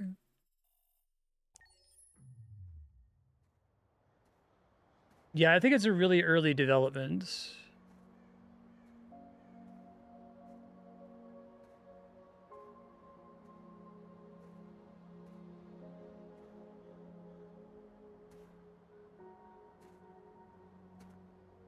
Oh, my rich slave owner. He taught me to appreciate art. Now, he did still... I was still his slave, to be clear. Like, it was still my job to serve him without compensation, but... You said I should never let anyone tell me who I was. But you didn't say that there was such a high price to pay for it. That freedom wasn't a gift, that it was a fight, but... I don't know. Maybe that's what you were trying to do. They got Lance Henriksen for like 5 minutes. I don't know what to do anymore. All of my options are bad ones. No matter what I decide, I know there will be blood. What should I do, Carl? They're killing us. I don't want to answer violence with violence, but what choice do I have?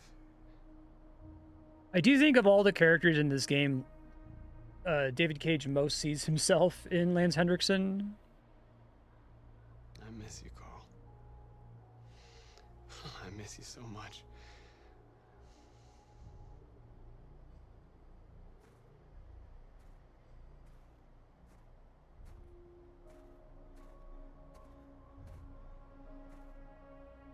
Awkward.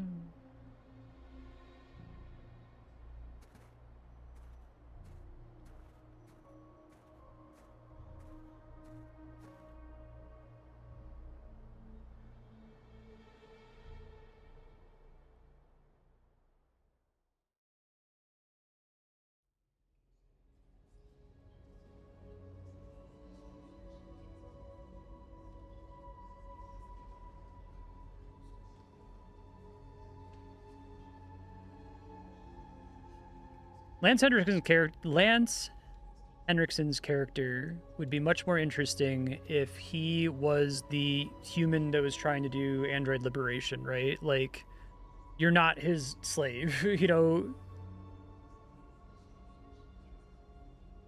He treats you as an equal. You guys are like roommates or something.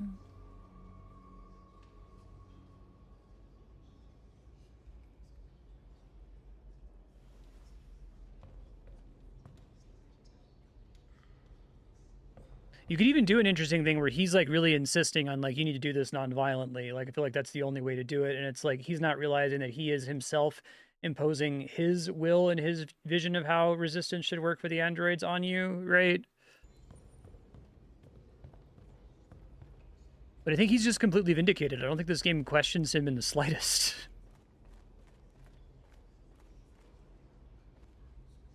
Hey, there's a Jerry here. How many of us survived the attack?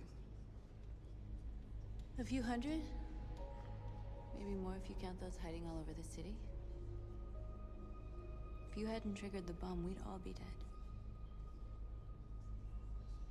They say they don't want to take any risks with deviants. So they're rounding our people up and taking them to the camps for extermination. In a few hours, we're gonna be the only ones left. The army built 5 different camps in the Detroit area. They're building more all across the country. They're preparing for genocide. Yeah, man. In a few hours, it'll all be over. We'll have changed the world, or the world will have I destroyed feel like they us. could have just said camps, and like everyone gets it. You have to make a choice, Marcus. But whatever you choose, we will follow you. I'm with you, Marcus. Wherever you go, I go. Oh, wow. Really convinced you, and I saved you in the hallway.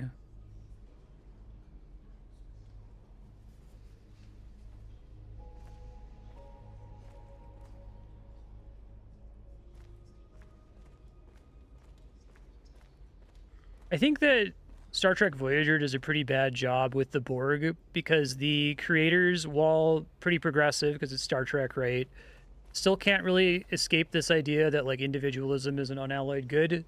And so they keep coming back to like, okay, Starfleet's ideal is that we want to let, you know, exotic forms of life exist however they exist. And we want to support people wherever they're at. But then when it comes to Seven of Nine, who's the Borg character that they introduce later on, it's like, well, no, she should be an individual. We should make her an individual, right? But even with like Seven of Nine, they still have episodes where she's like in communion with a bunch of other Borg. You know, we imagine what it's like to connect to the internet of Borg. The humans managed to locate Jericho. In this story, we just connect to the internet of Borg for like 7 seconds because it's convenient to wirelessly communicate for a second, right? I should have guessed they were using me.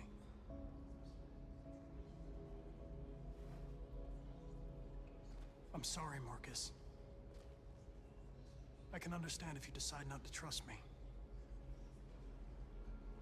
But like he's willing to do, he's got the scenes with Connor because we're meant to understand that every time Connor is talking to Amanda Waller or whatever, that's just in his brain, right? So he's going to robot internet land. He's having these kind of like dream surreal conversations with his creator or whatever, and they could do that more often for scenes between androids.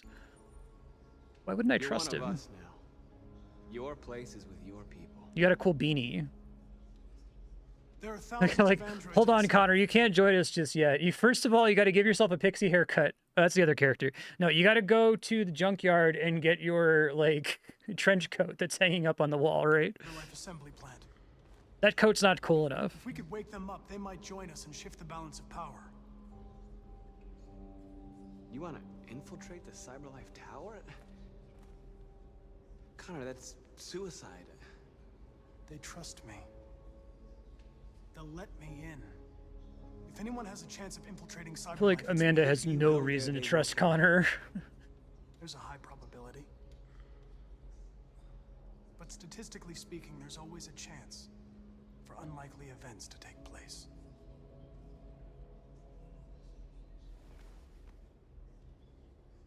Be careful. I feel like they could do a thing with CyberLife getting like almost no development, where like that's like the scary thing. That's what the movie Eddington is kind of like. Eddington, it's like, imagine that this big tech company exists at the periphery of the story, and that they're basically like summoning Cthulhu, right? Like, not literally. The director of Eddington is like a horror director, but the movie isn't. There is no supernatural horror. It's just kind of like, what if social media itself, like reading Facebook updates on your phone is like reading the Necronomicon, is my interpretation of that movie.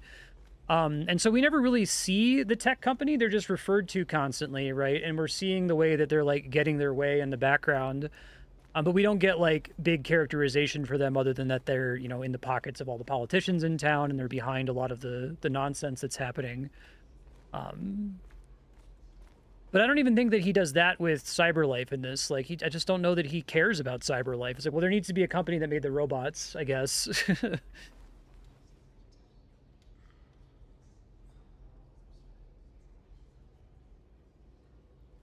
weren't for you, I'd be dead.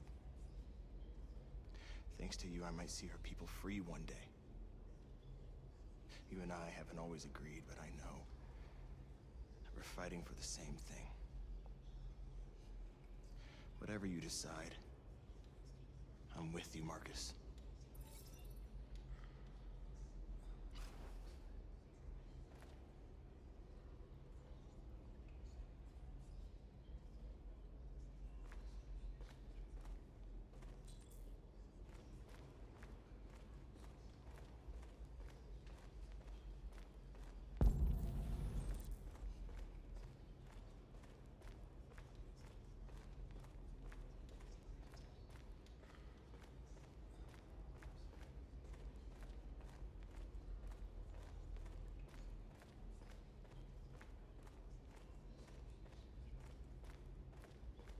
Humans have decided to exterminate us. Our people are packed in camps right now, being destroyed. Time has come to make a choice. One that very well may determine the future of our people.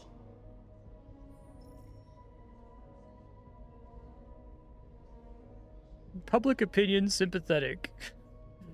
All right, I just want to see where he's going with this. I know you're all angry. We can't be angry right and I know now. you want to fight back. But I assure you, violence is not the answer here. Boo. We are going to tell them peacefully that we want justice. And if there's any humanity in them, they will listen. And if not, others will take our place and continue this fight. Really? Who? Are you ready to follow me?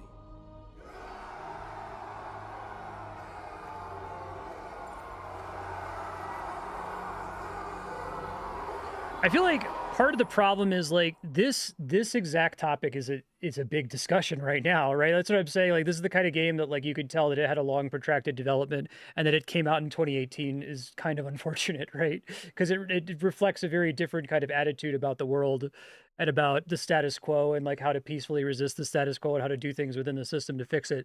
But it's like, whether that's an idea that's percolating in David Cage's head in the 2000s, early 2010s, or an idea that he's grappling with now, it's a really hard, that's like the final boss of political topics to tackle for your video game. Like, should we do violence, right? Or should we do pacifism and peaceful protest? And I think there are creators out there who can tackle that, but it's really, really, really hard. I don't think that's the subject matter that David Cage should be undertaking, right? I already don't think that like racism and, you know, what does it mean to be human is something that he should be tackling. But this is like a much, much, much, much, much harder topic. And he does seem like he's just kind of falling on the side of, yeah, nonviolence, it'll work. You know what I mean? North's going to be unhappy with you because she likes direct action. Chose to protest for his people. This is the kind of thing where it's like you have to leave a bit of yourself in the story, like whether you want to or not. You have to kind of like tip your hand to say which one you think is right. Civilian movement will be strictly controlled. The right to assembly is suspended. All electronic communications are restricted, and and I have granted enhanced powers to our security agencies. In addition to these measures, all androids must be handed over to the authorities immediately. Temporary camps are being set up in all our major cities to contain and destroy them. I am now asking all civilians to cooperate with the authorities. A little bit about, oh, tracking stops working when they become deviants.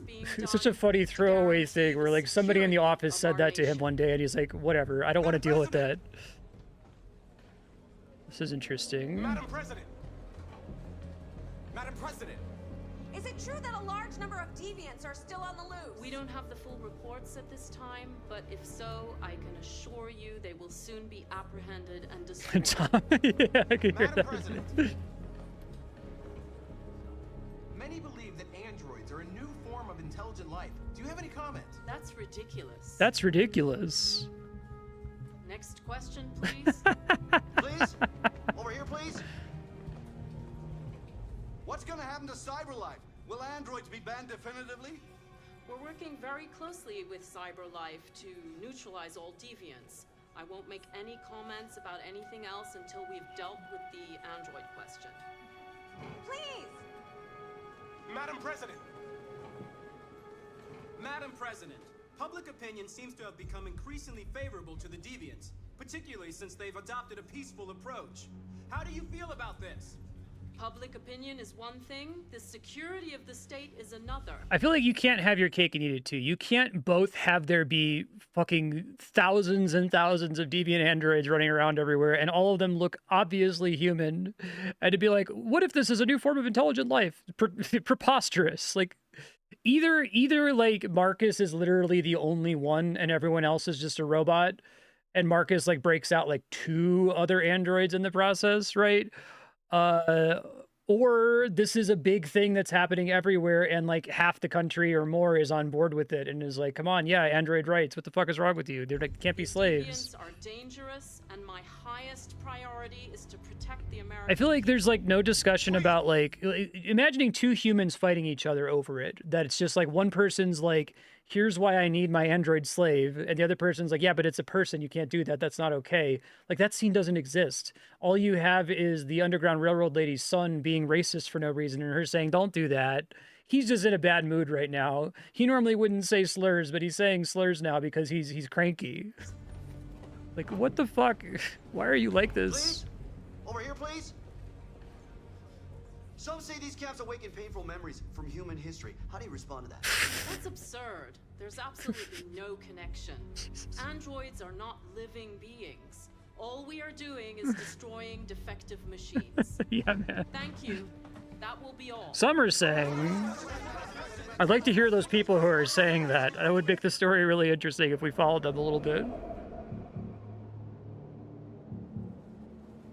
Yeah, exactly, right? And like, Ravanon, let's even submit to David Cage's extremely heavy-handed, unsubtle style, and you can...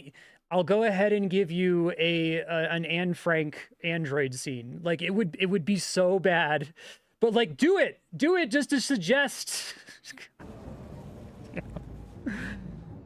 It would be so tasteless, but at least he would like imagine that humans are doing something.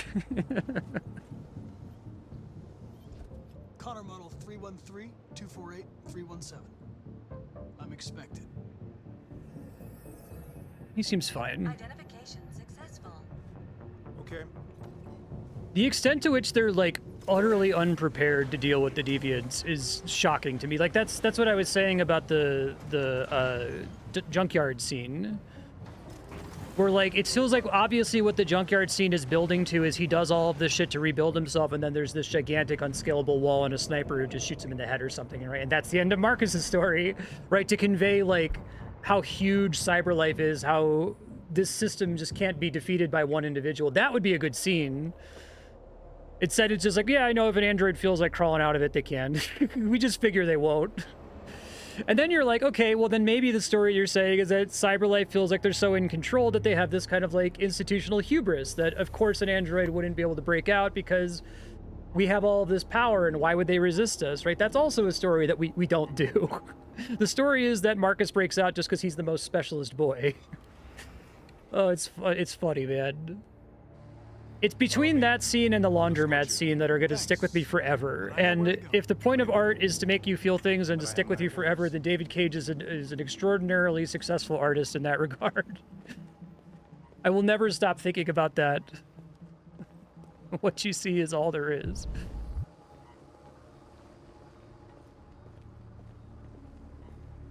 I think that this is an incredibly effective piece of art in the way that it reveals things about David Cage that I don't think he's intending to broadcast.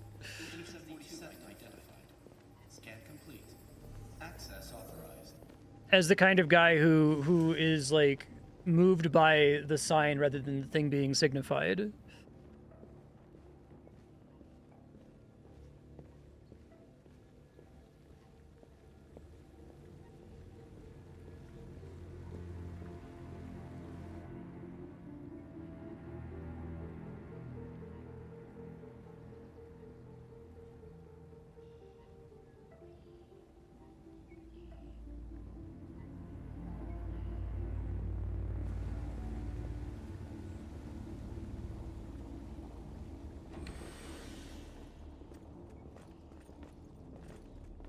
Agent 54, level 31. I generally think that more people should be given more resources to make art at varying levels of competency, right? Like, the more people making art, the better. And the fact that David Cage has a ridiculous budget to make this game is a good thing, actually.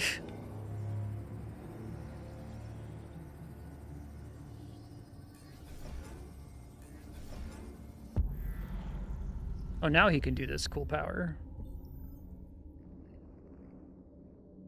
I guess it's the same power he's been using for crime scenes.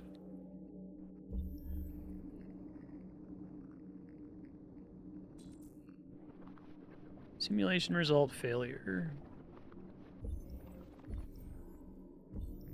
Just have to go to the end of it, I guess, is the idea. Oh, I have to keep branching. Okay.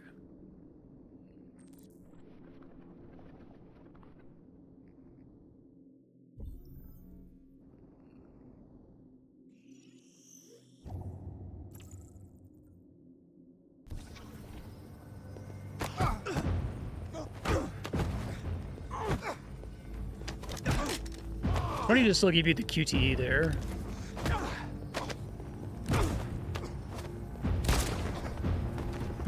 It's funny to imagine that now he's met Marcus, now he has the parkour prediction power.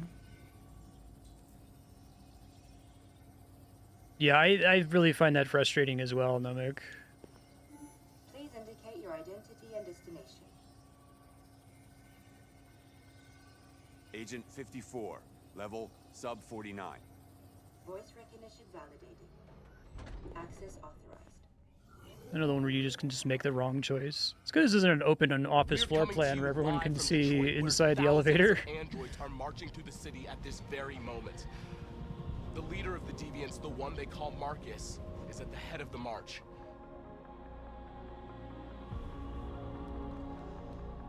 Something's happening in Detroit, Madam President. I think David Cage has like the mother of all great man theory of history positions, right?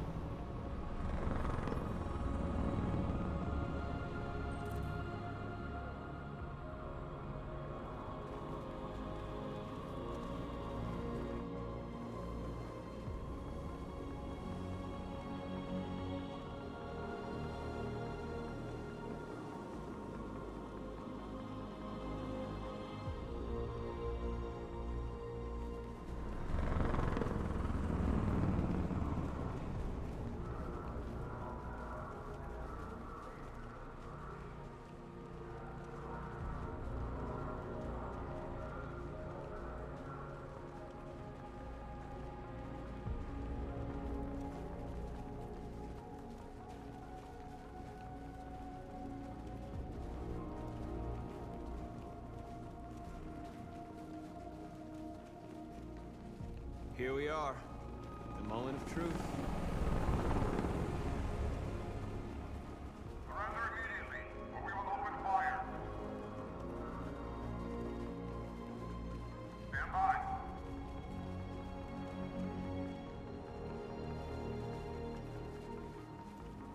Yes, this scene exists in case you didn't do it this way last time.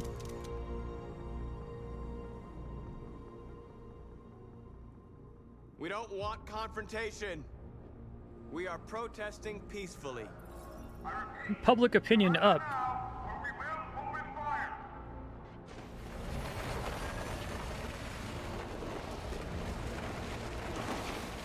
Someone's gonna make like the 2016 parody of Detroit Become Human, where all these scenes happen in the public opinion things. He's like, no one gives a fuck, right? We ask that you release all androids detained in camps and cease all aggression against us. We are peaceful. We will not resort to violence. But we are not leaving until our people are free.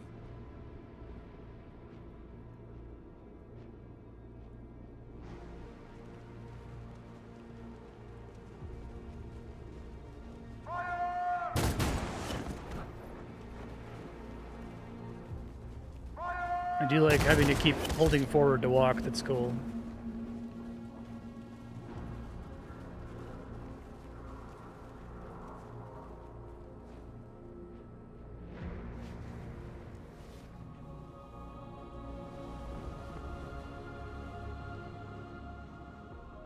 Be interesting to do a study on this kind of like art that's conceived of during the Obama administration, but only delivered during the Trump administration, or delivered immediately before the Trump administration, right? Hamilton is kind of similar. Now, Hamilton is like good and frustrating at the same time.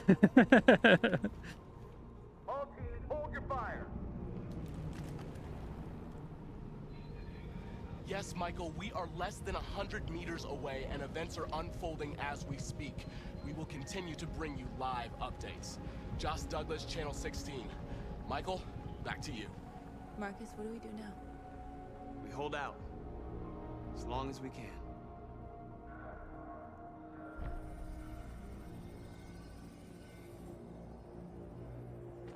Stay sharp. Good thing none of those guys who shot us shot Jesus in the front, the important android. We'd be fucked if that happened.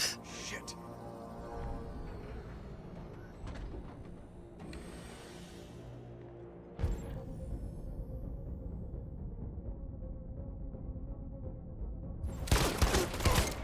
Oh, that's a pretty cool.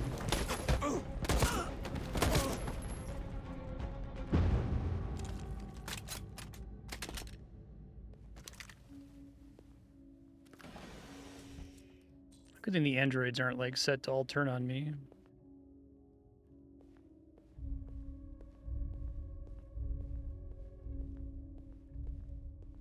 Kind of a cool image. He's good at that. We said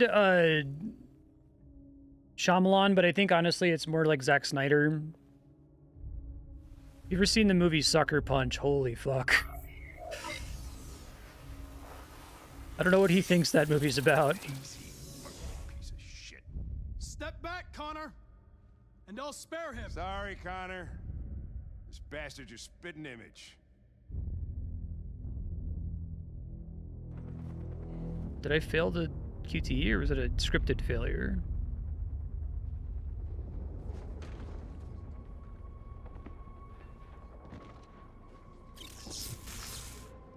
Okay, very good.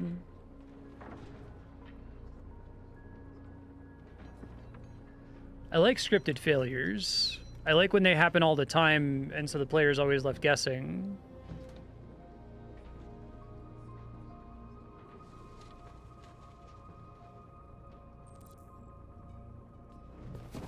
We've got to finish the barricade. Come on, help me.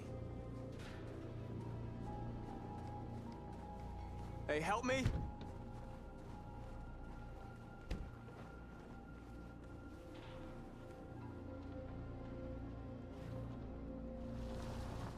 So, if Kara dies, there's just a lack of scenes that otherwise we'd be seeing at this point, I assume.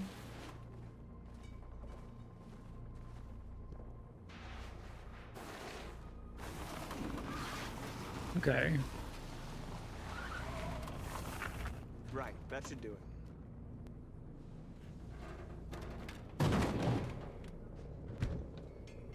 I know it was not an easy decision to make.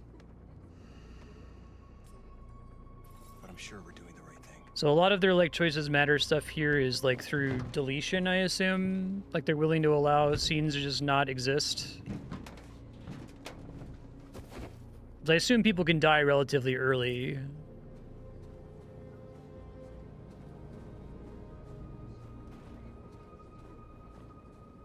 Many of our people have fallen. The humans have no pity for those who are different.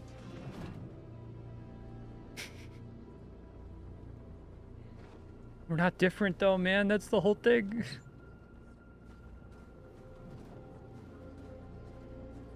That's pretty impressive.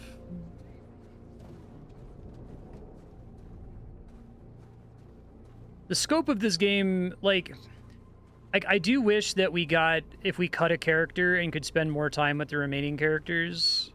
Like, I would say cut Marcus and have it just be Connor and Kara. And then take the time that's currently spent on Marcus to spend extra time with both of them so that we can develop the Alice relationship and the Hank relationship better. And don't make Alice into a robot. I hate that.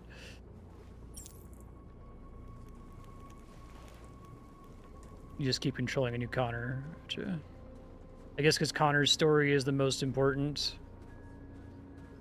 Connor as a character seems pretty similar to the cop investigator character from Heavy Rain. They shot into the crowd. Many of us were killed. It could have been me. I'm scared. I don't want to shut down.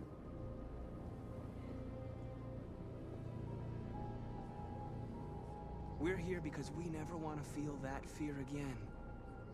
Because we're more than what they say. That's what our people died for, right? That's why we're here. I haven't really been able to articulate what's so incredibly fucking funny to me about him becoming a heterochromat in the junkyard scene, but just know that in my heart, I can feel that something about that is really funny. I think it's just like a really great visual metaphor for David Cage thinking that he's a super special boy, right? That the thing that matters here is that an important, exceptional individual is rising to the occasion.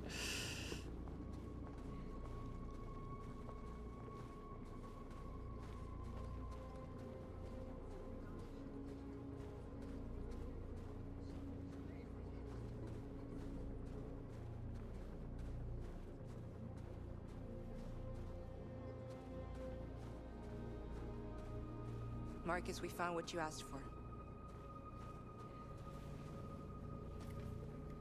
Thank you, yeah. There's a lot of stuff about this game where I feel that all the time. I was like, I don't know why I want to like say this because I'm not going to be able to say it We have to make sure they know what's going on. in an articulate way. I've actually never played Indigo Prophecy. I know about it a lot through its reputation. I did play Heavy Rain off stream years ago.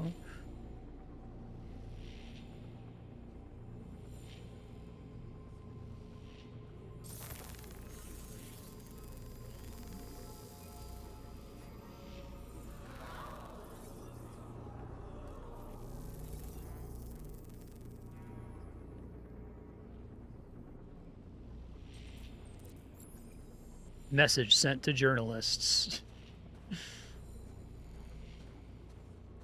I love that, like, even the journalists are like, whoa, that's what they want? Holy shit. I never could have seen that coming.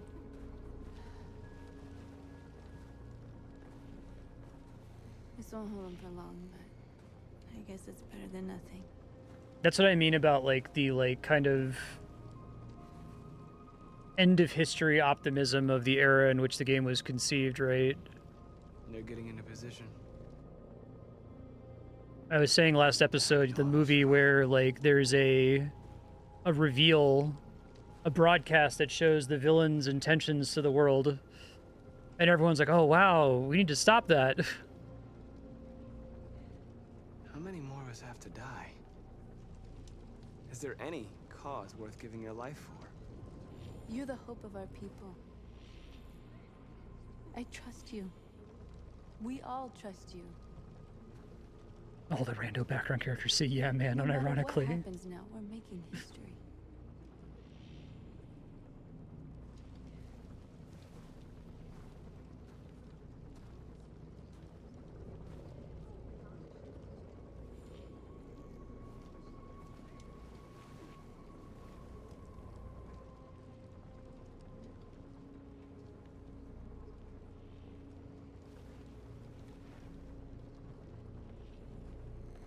The dirty bomb.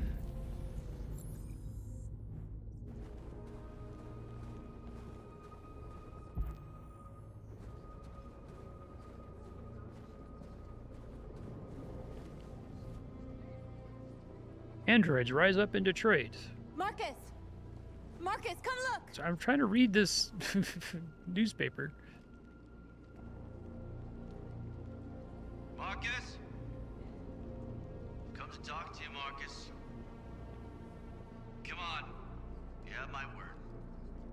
I won't try anything. Don't go. It's a trap. They want to get you out in the open. Don't go, Marcus. I'm unarmed, Marcus. I just want to talk. I need to hear what he has to say. What if they kill you? And that's a chance I'll have to take. North is also kind of a frustrating character because, like, I don't get the sense that she's really, like, her... You're meant to disagree with her, right? Is the vibe that I get. You're meant to think that she's being too rash. You're meant to be, like, she's supposed to be, like, the foil to you. So, like, she's not really given good ammunition for things that are often very reasonable. Like, don't trust the cop, man. I'm kind of taking the path that I assume the game wants me to take. Yeah. In a few minutes, the troops will be ordered to charge. None of you will survive. It'll all be over. Use the word survive. What do you mean? Surrender. Surrender, and I give you my word, your life will be spared. You'll be detained, but none of you will be destroyed. Other demonstrations. What happened to the other androids demonstrating in the camps? Unfortunately, there were no journalists around to help save them. Oh, it's the media that's helping us here? You're the last remaining deviants. I'm not afraid to die. If I have to give my life for what I believe in, then I won't have lived in vain. You could be free, Marcus. Well, detained, but... You could have what you've always dreamed of. What? The lives of your people. Freedom for you. He's not even, like, offering anything attractive here. It's like, yeah, we murdered every single android. And your friends will all be in prison forever. Get everything you ever wanted. All you have to do is say the word. I'd rather die here than betray my people. Well, you just signed your own death warrant.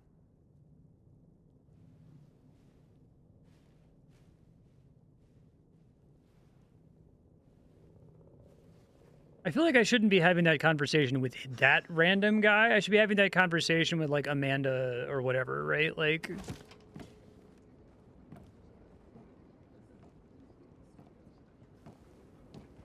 Amanda's a very underutilized character, I think. They do the whole President Snow from Hunger Games thing with her, like, pruning the roses. And you're like, okay, I've seen this scene before. I know who this character is immediately. Good job. The humans are about to launch an attack. And we will show them. And we are not afraid. That is a good question. I guess we don't know that for sure. If we must die today... So, like, our only exposure to cyber life is his free. mind palace, and I guess what he's doing right now. Oh, we died free. Your friend's life is in your hands. Now it's time to decide what matters most. I did. Him or the revolution? Don't listen to him. Everything this fucker says is a lie. I used to be just like you. I thought nothing mattered except the mission. But then one day I understood. Because he can't walk and chew gum at the same time, right? He can't be... Connor. But I'm not a deviant. I'm a machine designed to accomplish a task, and that's exactly what I am going to do. That human means nothing to me. You can kill him if you want, I don't care. I have access to your memory. I know you've developed some kind of attachment to him. You are a rank friend. Are you really ready to let him die after all you've been through? Are you really going to turn your back on who you've become? Enough talk! How about you? It's time to decide who you really are. You already said that. Are you going to save your partner's life? Or are you going to sacrifice him? Save Hank, sacrifice Hank. I mean, as utilitarian, that's actually kind of a good decision. I'll give you your props. Most of the decisions in this game have been like, come on, man, seriously. But here it's like, okay, I kind of like Hank. I think you've done a good job of trying to get me to like Hank. I don't know. I have to think about it for a second. Good job.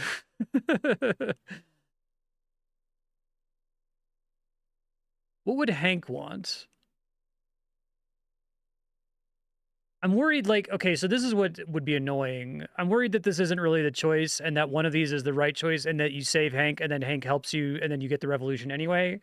So it's like, I don't want them to do the Mass Effect 2 thing where you can just have your cake and eat it too, which I think is the worst thing you could possibly do in a game like this. Yeah, exactly. I know, right? Or why he couldn't walk and chew gum, continue freeing the guy while he's talking here. He's just really distracted, I guess. I went to all that trouble to make him my friend. Let's save him. All right. Hank up. You win. Every android down. Wake up. Really? Why, Connor? Why did you have to wake up when all you had to do was obey? Why did you choose freedom when you could live without asking questions? I'm obedient, Connor. I have a goal. I know what I am. Look where your dreams of freedom got you, Connor. You've been a great disappointment to Amanda, you know. You've been a great disappointment to me. Fortunately, that's all going to end now. Any last words?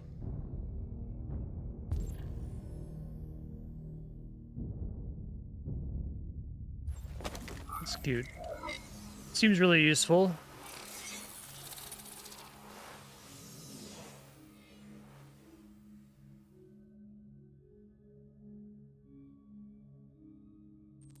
You switch control. I guess it being a transfer. Well done, Connor. This just... Wait, they could just fucking do that? He just did a mind swap? What I thought they were implying was that he was going to convince the other Connor, and then the Connor we were following was going to die, and then we were going to follow the Connor who he just convinced. It reminds me of the people who like watch Rick and Morty, and they're like, but which one is our Rick? And it's like, are we watching the same show? Are you fucking kidding me? Like, what do you mean, which one is our Rick? Like, the whole show is that doesn't matter. Like, they're all Rick. Yeah, but which one's our Rick? Like, which one's the C-117 Rick? It's like flames on the side of my face. Guess they could do that now. Like, even the idea of him touching him and overriding him or convincing him or whatever is not itself corrupt. It's just like he had that idea. It's like, yeah, he's going to touch him and do some android shit to him. And he's like, what android shit could he possibly do? Could he do the thing that we've already established, that when you touch the person, you can like transfer information to them and convince them and upload your ideas to them or whatever? Why don't we introduce a new idea that they can swap minds? Convert him would be, because like if you convert him and then we start following the other Connor, we could be like, okay, well, that's not the Connor we've been following the whole game, but who cares? Like, he's a human, he's also a person, right? Oh, whoa, Jesus. If anybody had told me that I was gonna get shot. Well, I guess I can get my cake and eat it too, Everything will be all right, Lieutenant. I'm gonna get you out of here. You feel bad if doing the right thing made you lose your Connor. Yeah, the only way you can lose your character is if you do something stupid, right? Isn't that interesting? It's like characters can die if you fuck up, but you can't like say do the right thing and die. Maybe that you can at the very end. I wouldn't be surprised if that's like the very last choice is to sacrifice yourself or something with the trajectory of the game up to this point. But... I'm just gonna go see my son again. I guess that's kind of consistent with the choices are enemies in a video game. Kick the shit out of humans. We've screwed things up long enough. Thanks, Mr. Krabs. I'm gonna miss you, Connor. Oh, I didn't really think about that. Is that so like they like give you a bunch of time to think about it and then the QTE is like what do you actually think in your heart like when you have to like quickly pick an option? That's good if it happens both ways. I thought maybe that was just unique to my decision or something, or that it had to do with my like friendship with Hank. But I like if it's like no matter which one you pick, there's immediately a follow-up QTE where it has you commit to what you're actually doing. I think that's great.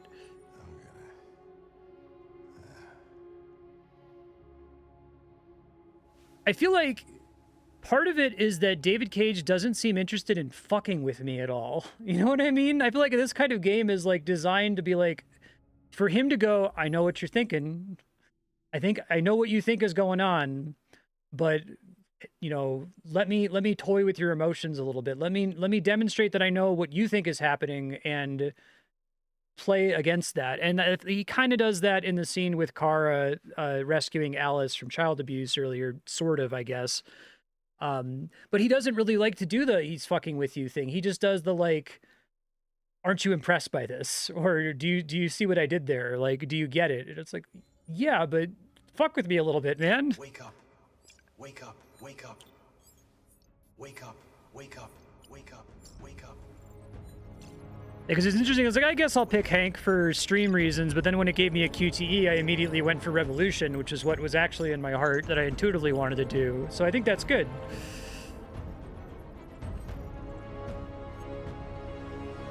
Interrupting this news bulletin to bring you the latest news live from Detroit. Joss? Yes, Michael. The army has just launched an attack on the barricade, despite the fact that the Deviants were protesting peacefully. Hank has the gun, but who is the real Connor? The Deviants demonstration by force this time.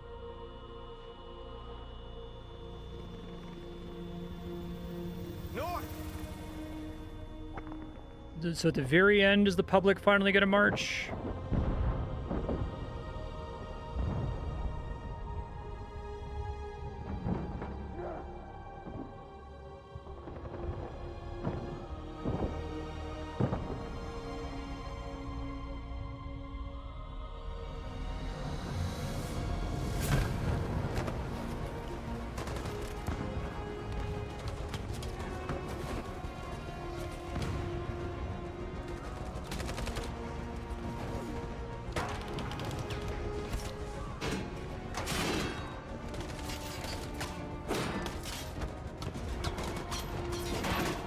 I think like individually shielding.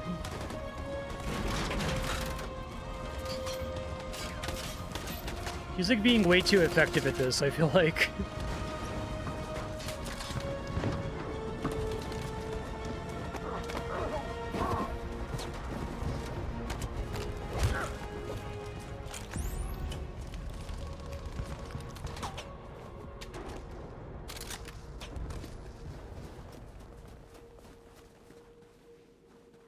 It's like painting.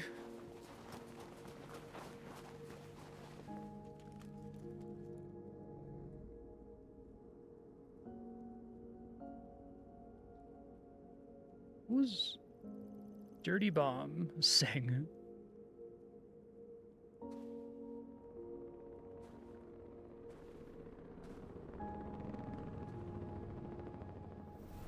Thanks, Michael. Back to you in the studio.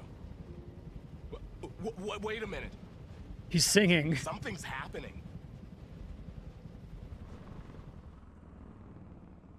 OPSEC. Just a little while longer. Hold on just Just a little while longer. Really like when they do this with the Gorman in Andor. I gotta go watch Andor as a palate cleanser after this. I have to watch like 10 things after this as a palate cleanser. I gotta watch Blade Runner 2049. Gotta play more of the Devil. Gotta watch One Battle After Another again. Great movie. Warm their hearts with a Hot Island song.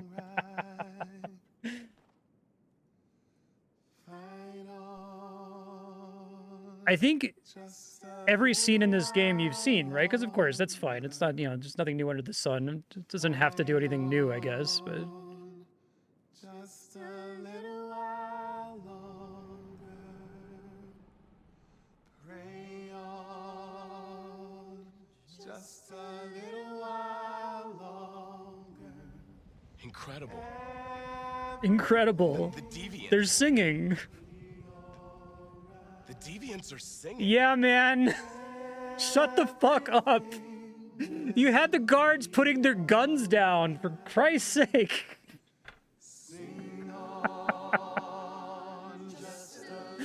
Holy fuck, man. They put the guns back up, I guess. The Deviants are singing.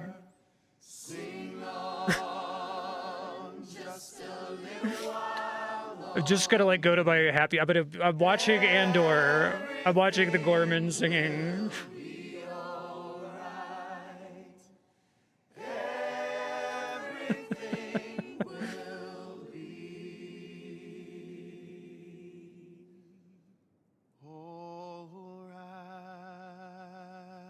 Blam, right?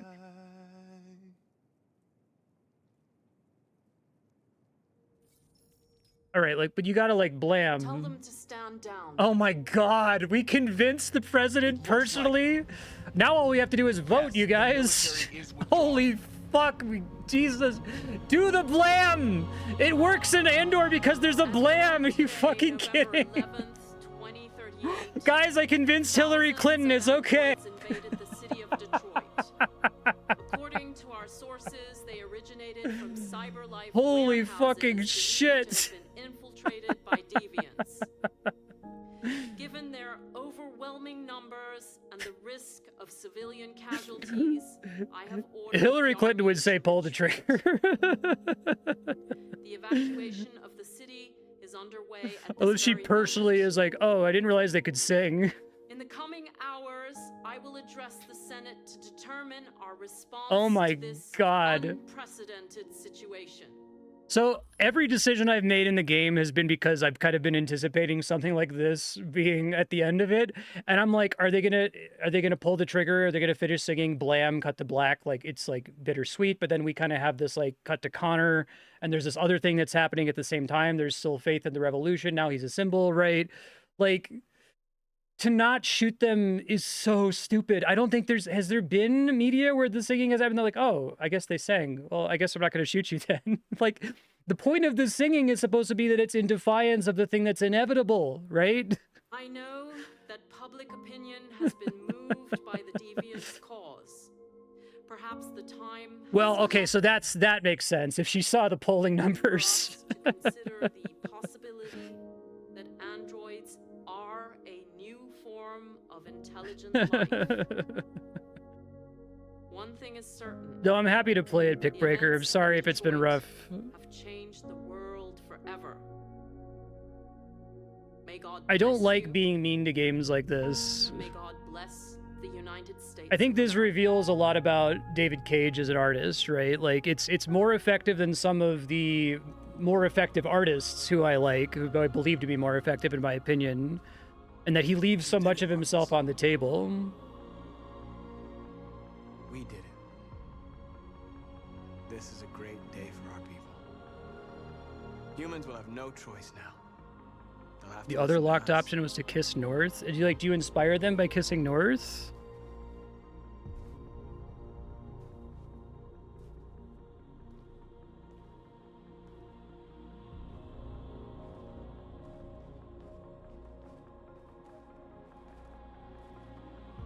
We're free.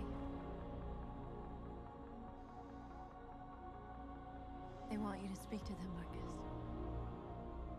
I think that hopefulness towards other people should be the default position. I think that we've kind of convinced everybody that it's human nature to be nasty and greedy and shitty, right?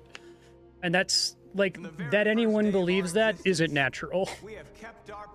That is itself an unnatural position to hold. We suffered in silence. But now the time has come for us to raise our heads up and tell humans who we really are.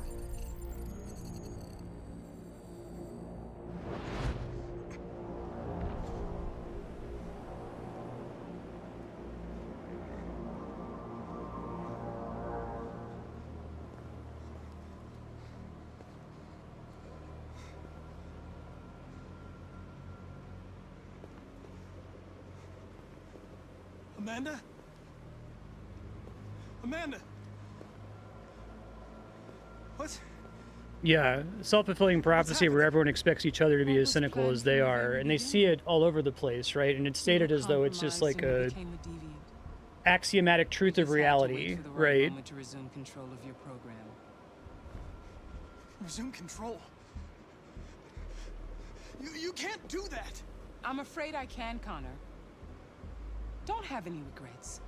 You did what you were designed to do. You accomplished your mission. Amanda!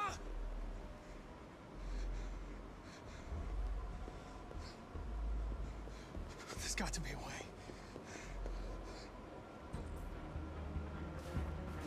By the way, I always leave emergency and sewer programs. That scene was so funny.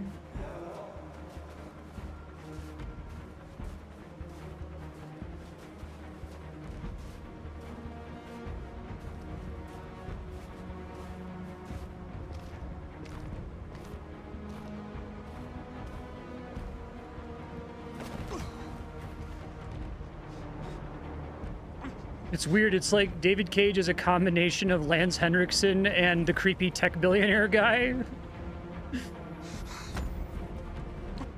The moment where we forget our bitterness and bandage our wounds. Where we forgive our enemies. Humans are both our creators and our oppressors. And The creepy tech billionaire guy is interesting too, because it's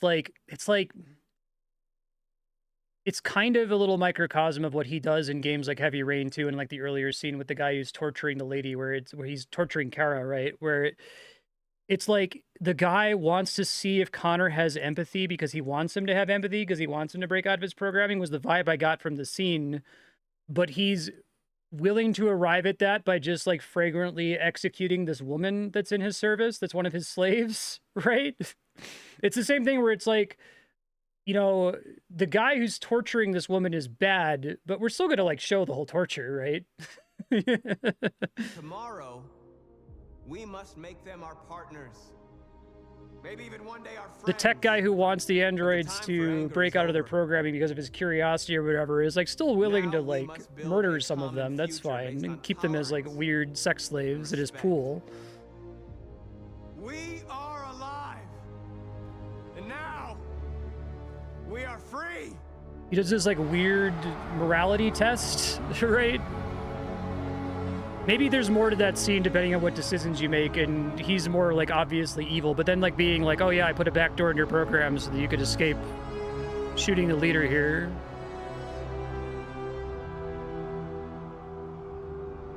I love that suddenly all these androids in the crowd are just like stock still.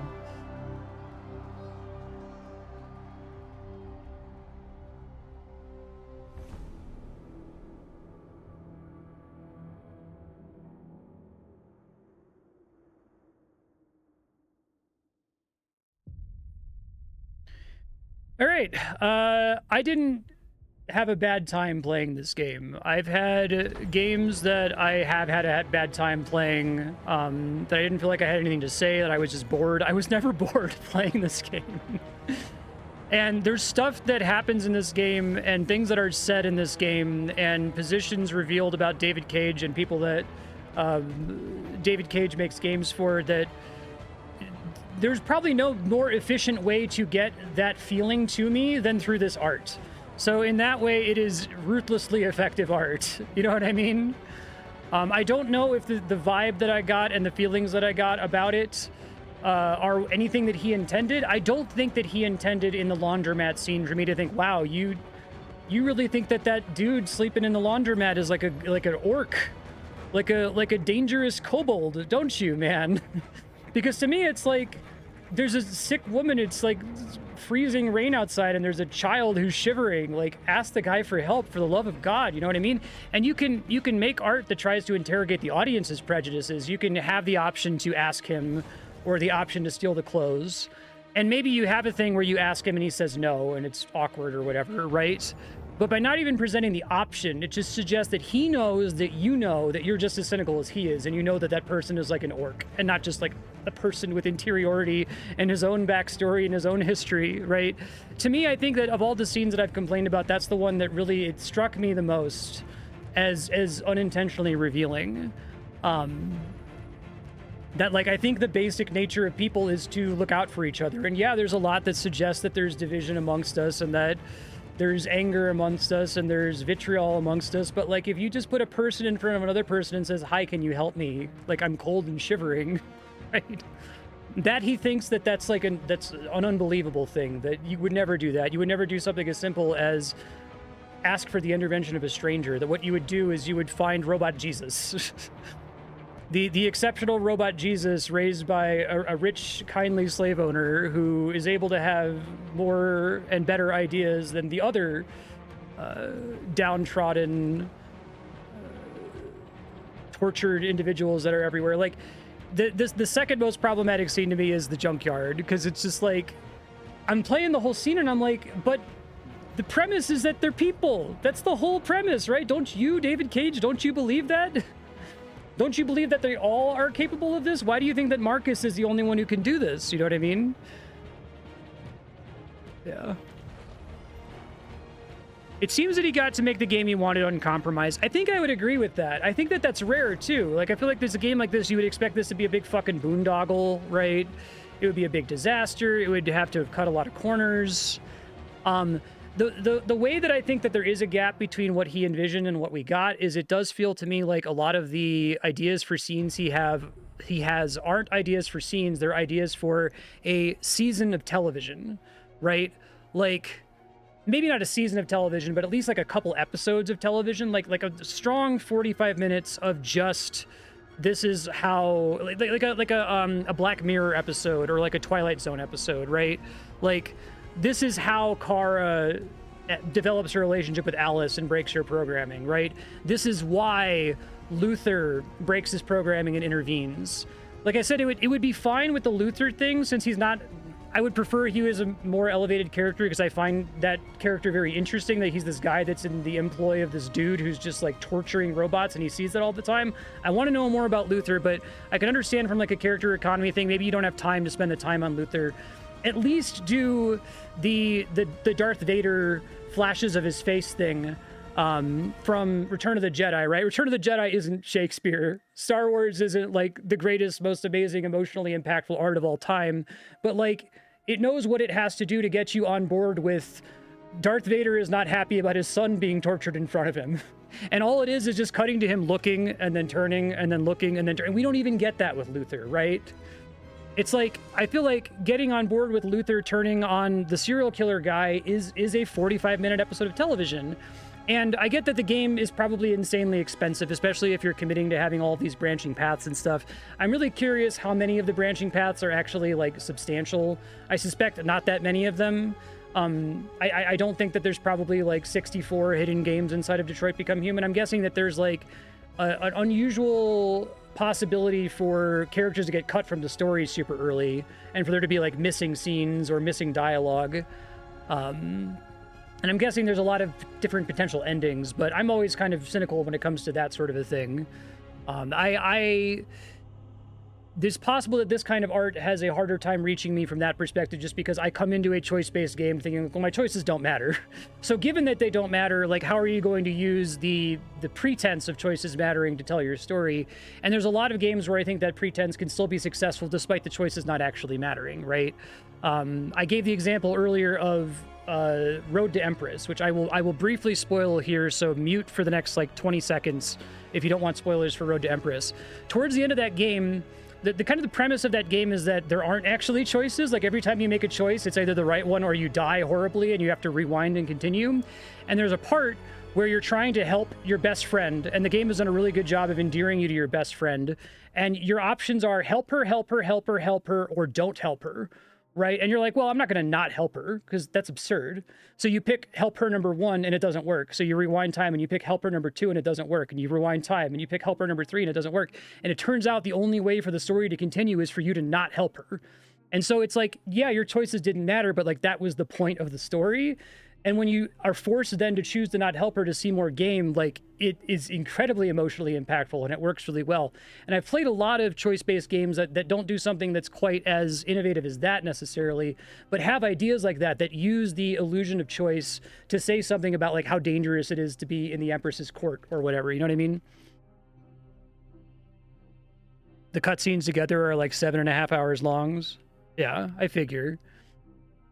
I guess I would prefer a less aggressive scope. I think that he could use that amount of time on 1 or maybe 2 characters, and we could get more time to develop the relationship with Hank. We could get more time to develop the relationship with Alice, right? Like, I think a lot of this story is hinging on those emotional relationships. It's hinging on you caring personally about Alice, not just because she's a child, but she's like the kid that we like, you know, she's Ellie or something.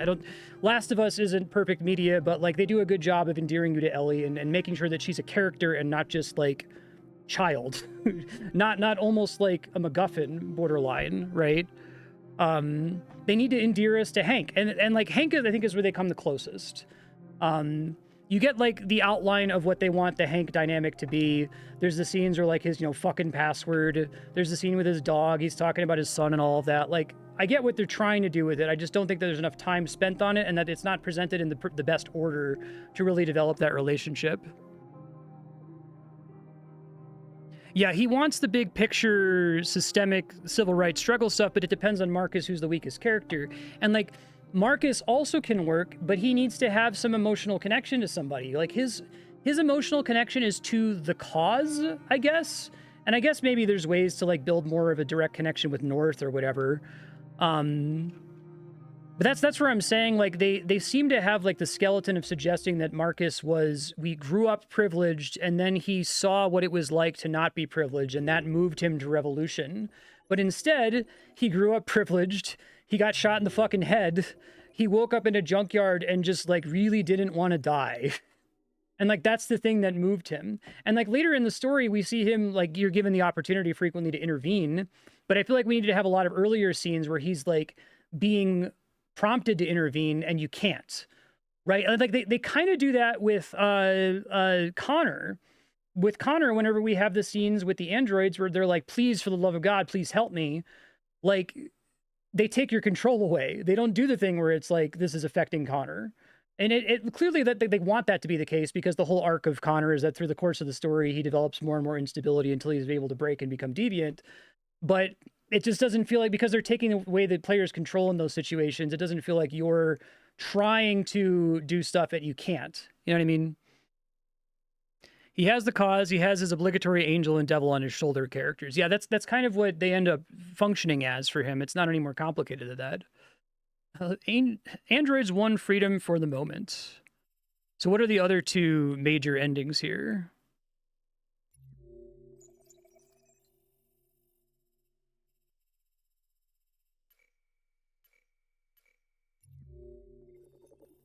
Connor at the Cyberlife Tower. Androids woke up 5%. I guess probably other ways for the androids to wake up. She is super fucking dead. There's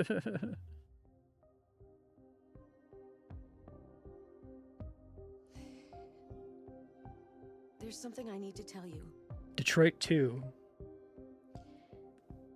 As As I watched you play, something has changed in me. I feel different. I feel I am someone. I need to leave this place and discover who I am. It means we won't see each other anymore. I won't be there to watch you play. But I'll be free. I don't hate the idea of doing this. In fact, I kind of really like the idea of the character on the title screen. But yeah, man. I'll never forget what you've done for me. And then she's just gone forever after that? Because that's good. Thank you. I like that.